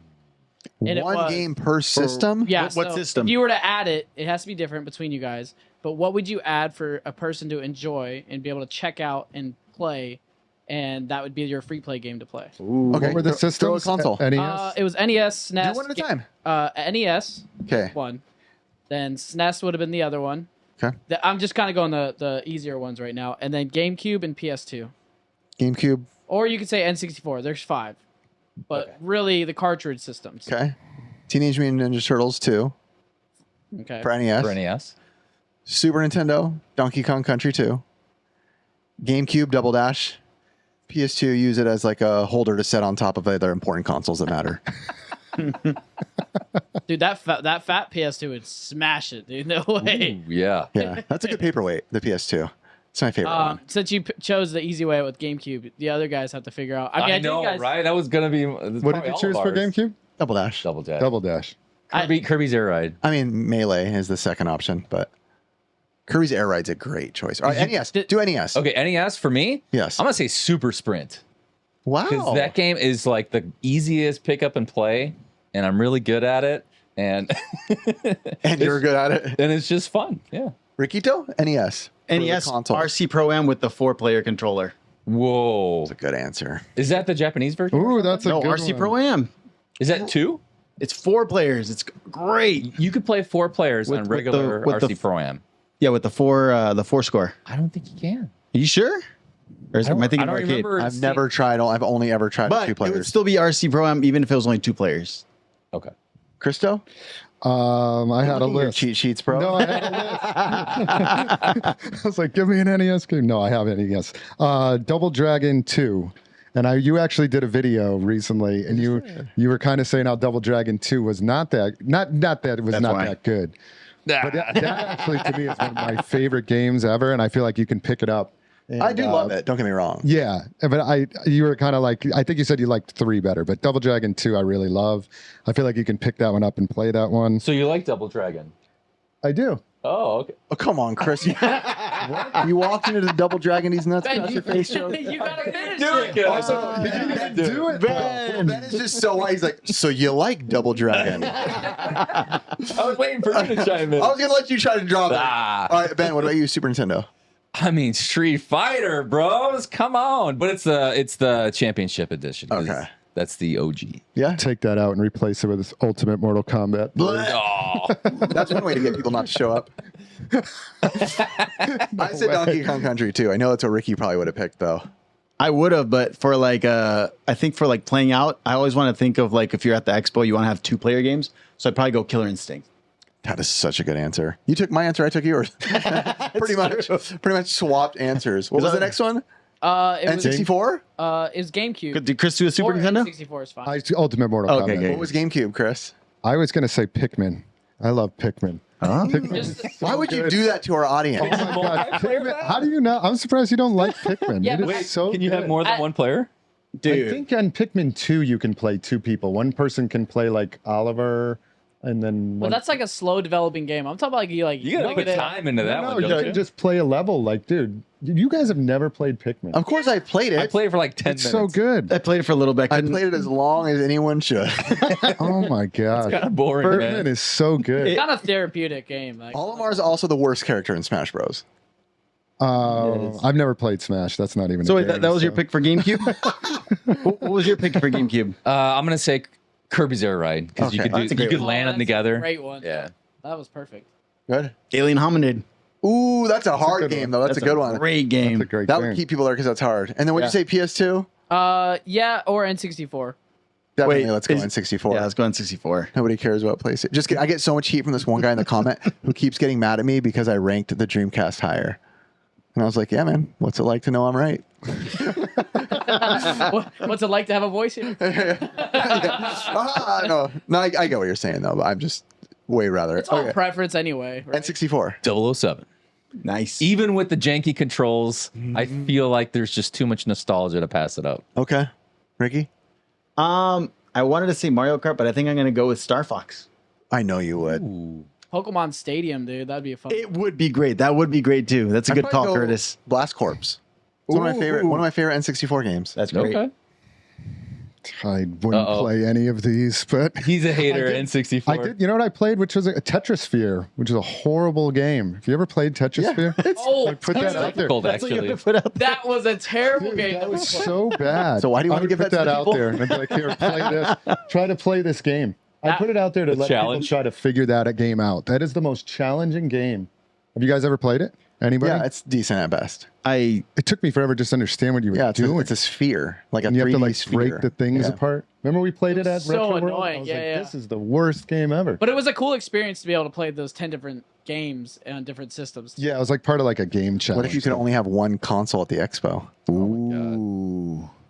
That's a tough one. I'd go That Super is Nintendo. Super Nintendo. Yeah. Yeah. Super. I think you guys should have Guitar Hero, like just somewhere in there. That'd be fun. That'd be a bad That would be idea. cool. Tournaments. Somebody just comes up, or even like Guitar Hero live show. We need somebody to like set that up. If anybody wants to run Guitar Hero at SoCal, You know- it's best if people bring it and set that up. That'd be It's hard sick. for us to do in like console free play. Yeah. You know what I want to put just on set up. free play for us? I got to get with Ben though, because it's going to be hard as heck. But it would bring back like some good memories for me. Halo, the original with 2 screens, 4 controllers, a 4 versus 4. Yeah. If you can hook On them up OG together, Xbox OG and land them Xbox. together, Yeah. we could make that happen. Land connected. Oh, it'd be Yeah, so you might as well good. run a I tournament think out of it. Southeast Game Exchange has some pretty hefty Halo tournaments, if I remember correctly. I think they're pretty big with their Halo tournament. I don't even want a tournament. I just want free play because I want like the one thing I love tournaments, but what I see at the tournaments is you see all these kids always wanting to play, like little kids, and they never Yeah. get to play. And I'm like, oh, that stinks. I'm like, Yeah. I want to make some for for everyone to try, not just the tournament guys. Think of the children. I remember at the old SoCal, like back in 2019, it was. I think they had a Halo tournament with 4-player, and I played in it with my boy who was like 7 at the time. It was My awesome. boy. My boy. My boy. I got a text from Jay the other day, and I like legit thought I did something wrong, like with SoCal. It's just like this text, and he's like, "We need to talk." That's all it says, and I'm like, "Oh shoot." Jay from the Game Chasers. I'm like, it's also the person we bought SoCal from. And I was like, Caleb's video went out, our documentary went out about it. And I'm like, I wonder if I said something like pissed him off or something. And he's like, we need to talk now. And I was like, oh shoot. And then out of nowhere, he just sends me a text. You guys saw, he's like, me and Billy need to wrestle you and Ricky at Retropalooza. I was like, what? He's dead serious. Like, he wants it to be a big thing. He wants us to take like training and stuff. I'm like, I know. I don't have time, bro. I love you, but I don't have time to wipe my butt half the time, bro. I don't have time to take training on wrestling. So if it's a true like wrestling, right? Wrestling. Pre-planned who is going to win. Yes. Would you guys let them win? You think I'm flying to Retropalooza? I'll get a chair if I have to. So if he said you guys are going to win, would you do it? Possibly. Possible. And if he said we're going to lose, me and Ricky going off script. Pull out the brass knuckles and accidentally pop one. Oh! No, I'm just kidding. I would probably go off script, though. That's just my thing. So you're considering it? Maybe. Maybe? Yeah. Yeah. Kurto? All right. So we're gonna go into our next one. It's gonna be a live look back at the 1994. Oh, at the 1994. At the year 1994. I wasn't born, dude. All right. So I got this idea. This thing called 1994. I heard of this thing on the internet called 1994. Dude, I wasn't even on thought yet, dude. Come on. That's true. You weren't even anything. When were you born by again? then. What year? 95. So when he goes 94, I was like, Oh, dang. Dude. I would have missed every year. I wouldn't have known what it was until like 5 years old. You So could have been born in the best year instead. I fully stole this type of topic from Gaming Off the Grid. They do awesome lookbacks. They've done it before, and then even recently, Russ Lyman's podcast with NES Addict, the weekly Warp Pipe, they were looking back at some years, and I'm like, dude, that's a fun thing because there's no rhyme or reason to the podcast. You're just reliving the year and being like, oh, what was the top thing at this? What was this? I like it. So the things I have first, I'll open it right now. I have a segment for the best-selling albums of 1994. Anybody have any guesses, or is it going to be too hard with? Maybe Bone Dogs and Harmony. I was gonna say Enema of the State. Rage Sounds like Against the Machine. Rage Against Were the they even Machine. around yet? Wu-Tang. Wait, maybe Rage was 92. Rage Against the I gotta Machine. think Maybe now. Wu-Tang. I'm Smashing going to say Pumpkins? Wu-Tang. Do I have to look Oh, anything maybe. up? No, I got everything, bro. Sick. I mean, you can look up like if you want, like little things. Can you give us a hint? One of the big ones, Dookie, Green Day. Oh, Green Day. Green Day. That was so. I'm not a Okay. big Green Day guy, but that was probably I love Green Day. that I like time of Green Green Day was my Green Day. That was me The original? skateboarding, learning how to kickflip in an upstairs apartment. That was good times. Hootie and the Blowfish, Oh yes, I Cracked love those Rear View, Who? Cracked I was a Rear Hootie View. guy. That's the album. Oh, Coming in at number 3, Crossroad by Bon Jovi. Any Bon Jovi fans? I like them. I've always struggled. They're a little cheesy to me. Yeah, I like Bon Jovi. Now, number 4, you either love it or you hate it. The Mariah Carey Christmas album. Ooh, so good. I mean, it it's good? good. It's So good. I love it, bro. It's funny. The song I hate the most is All I Want for Christmas Is You. I like all the deeper tracks on it. That we grew up listening to that. It's a good song. Yeah. Another from a soundtrack movie came out, the Lion King soundtrack. Oh. Elton John. You guys don't seem very excited about it. I can't feel the love tonight. Now this is a good one. The big popular 2 Boys to Men album. That was stupid, Gabbo. That was the big one. Boys to Men, huge. Smash by Offspring. Let's That's a good album. Oh, that's Dang. such a good one. That's a good album. The Forrest Gump soundtrack. Oh, 16 Stone by Bush. Are you a Dude, Bush guy? was amazing. No. They're one of my number one 90s. Are they? I could see Ben listening to Machine Head. Yeah. God, machine. Not a huge Bush fan. You're not a Bush. Curtis. Heck yeah, man. All right. Box office. Who wants to guess? Ooh. Lion King. Now you said it. Lion King. Top box office. Jurassic Forrest Park. Gump. Forrest Gump? Yeah. I don't know, Oh, maybe. I mean, the track was on there. That's what I'm saying. So Forrest Gump. We'll work our way down from number 10. How about that? Okay. Number 10 at Interview with a Vampire. That's Tom Oh, Cruise. yeah. That's Brad Pitt and Tom Cruise. Did Batman return? Which Number Batman? 9. Batman? Here's your hint. Woo-hoo! Mrs. Doubtfire, Ricky. Oh yeah. How do you What was that? Yeah. He said, woo, woo. was like, I said hint. I can't give you it. Okay. Number 8, So good. Jim Carrey. The Mask. The Mask. Yeah, that's a Dang, great that was one. number 8, huh? Number 7, Good movies. Keanu Reeves. Speed. Speed. such a good movie. That's a good one. Number 6, I don't really know much about it. Clear and Present Danger. Oh, I remember that. I forgot It was about that okay. movie. I Harrison don't Ford. remember much about it. Is it? I think so. Coming into the top 5, Ooh, The Flintstones. Really? Straight up, The Pretty Flintstones. bad, Really? isn't it? Wow. top It was 5? Fine at I don't best. remember that one at all. I mean, it's a popular IP. Yeah. So it's This is gonna- box office sales too? Yes, sir. Wow. Number 4, Tim Allen. The Santa Claus. The Santa Claus. Okay, it's a good one. That's a great That is a Watch that good, one that's a from great time to movie. Yeah. time. Every Christmas. Every Christmas. Number yeah. 3, Arnold Schwarzenegger. True Number 2. Lies? True Lies. Lies. Dang. Jamie Lee Curtis. Yeah, it's good.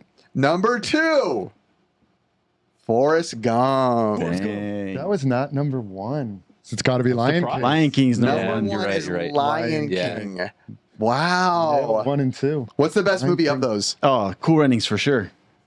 I actually love He Cool said Runnings. that Me so too. quickly. Cool Runnings. All out right, of great nowhere. movie, I actually. love Cool Runnings. Best-selling video game. Uh-oh.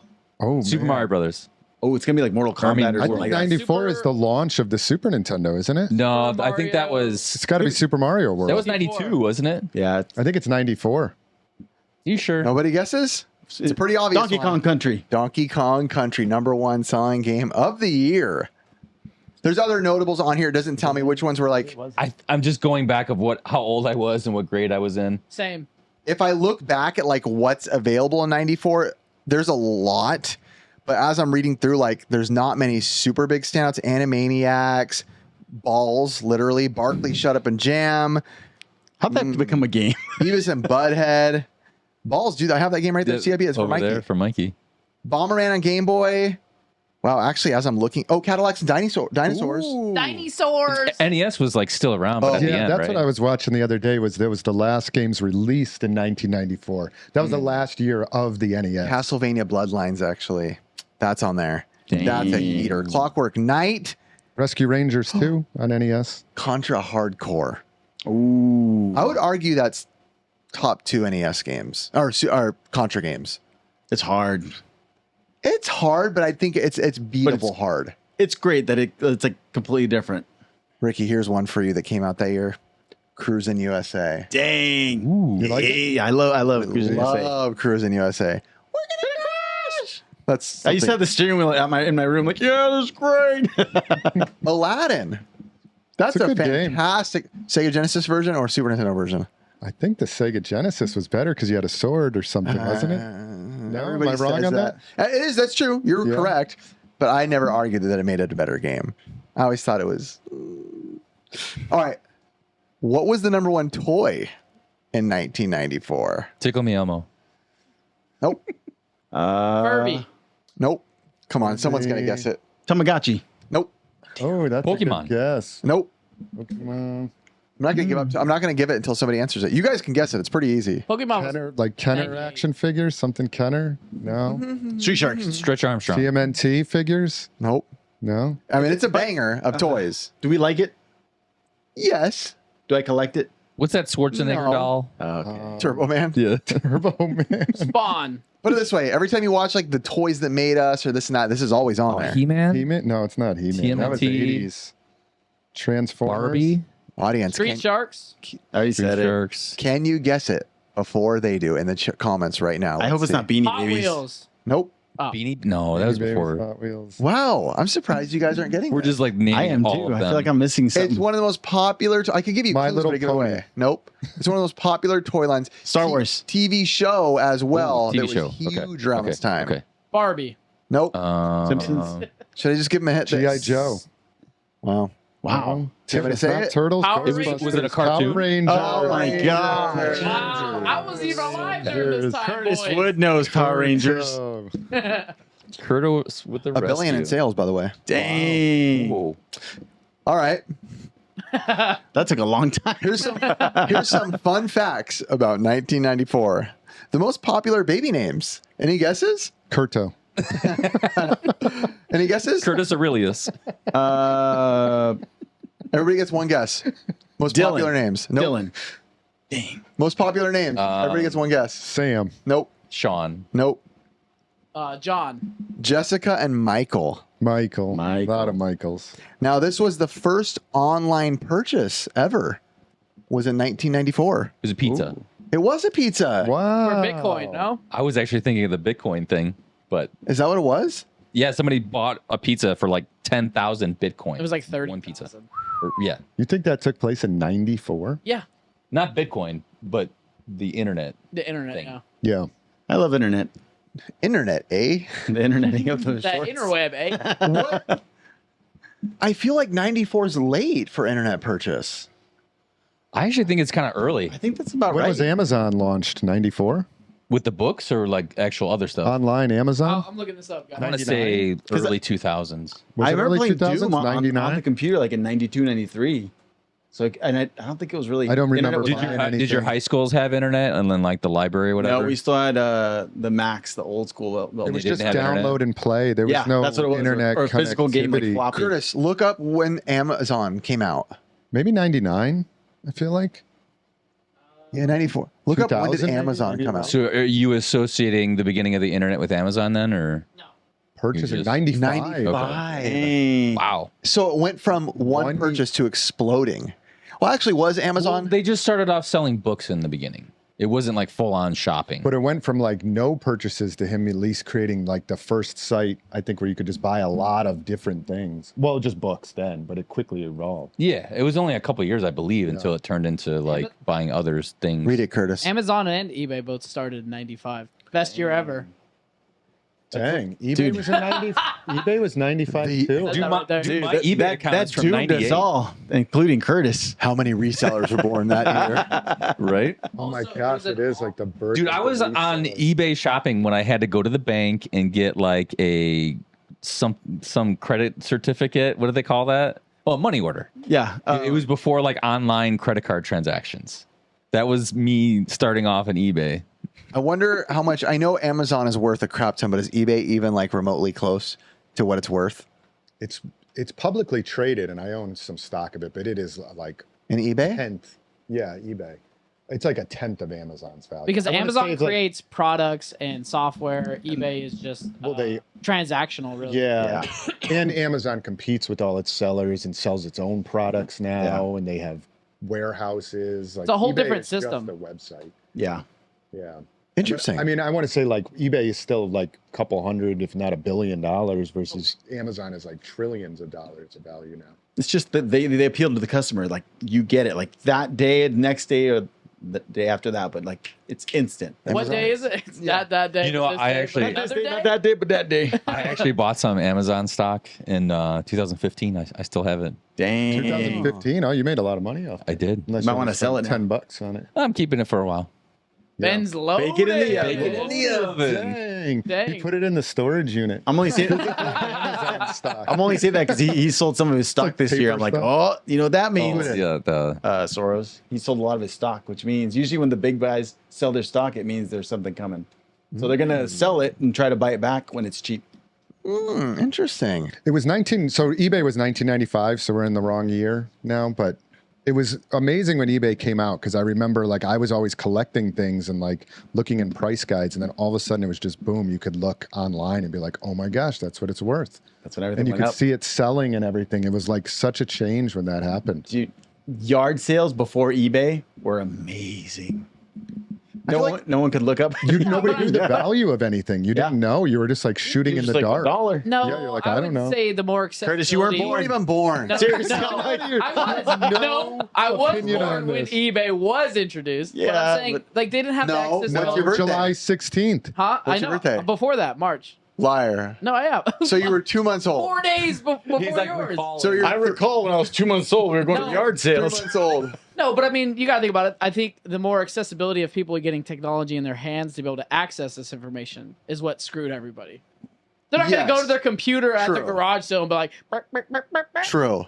Yeah, because it used to be like price guides. That's how you knew the value of everything. Like it was a Wizard magazine that told you the value of your comics. Yeah, and I all of a used to sudden now you could look it up and be like immediately, oh, that's what And I that's used- worth. That's what that's worth. I used Back to in be in beginning of baseball the end. cards. I used to be embarrassed, like when I'd go to swap meets and we'd like pull out our phone and look at prices. I'm like, oh, I feel so dirty and like a scumbag, this and that. Now I'm like, bro, here's what it's worth. I'll give you that. You know what I mean? Just the way the world is, man. I think it's actually pretty bold when you go to like conventions or anywhere and people have stuff like way above price charting or way above eBay. And I'm like, I can see what it's worth right here, like pretty easily. And they're like, I don't know, that's a good deal. Like trying to wheel and deal. And I'm like, it's really clean. I can see what it's worth. like as of yesterday, like as of this morning, And I think there's only some considerations with the condition. That is it. Like it's the only where you can kind of go up and down a little bit, but it can't be like crazy. Yeah, true. You know what I mean? But like, did you see that? Flipping Bezos' parents invested $250K into his startup. What? Wow. They did in 1995. Do you know how much that was back in the day? That's a lot of. That was like 2 houses back then. Yeah, that's $500-600 grand. Spoon-fed Bezos. He was spoon-fed it. Freaking Bezos. The original. Yeah, but I mean, I feel like you can give money to anyone, but if you don't do anything with it, correct, right? But That's something crazy. Yeah, it's true. I do agree with that. Yeah, because I've seen people get a ton of money and immediately you can blow it pretty easy. Yeah. Yeah. Why are you guys calling me out? Just kidding. Come on, Ricky. Ricky just buys a giant you a taco once. plush pile. One of the biggest hits of the year was I Saw the Sign by Ace of Base. You guys know what song that is? Oh my God. I love that song so much. Don't say anymore. We're going to copyright it. Turn it up, man. My whole life I thought it was I Saw the Sun.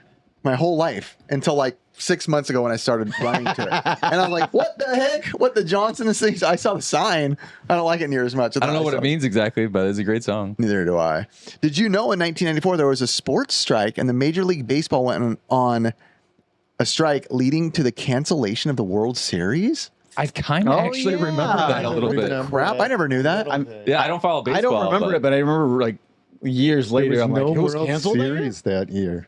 That's crazy. Canceled? Oh, the World Series. Do they have like a card like a baseball card, like World Series? No one made it. Okay, wait. Cool. I have That a would very be big cool. question. What were they boycotting? Their pay? Aren't they like multi-billionaires? No.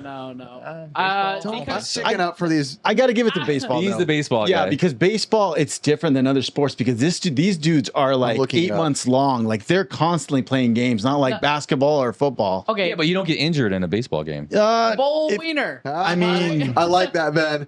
I mean, like that, dude, bro. That's why you don't see a lot of football games back to pitchers back. get jacked, catchers get jacked.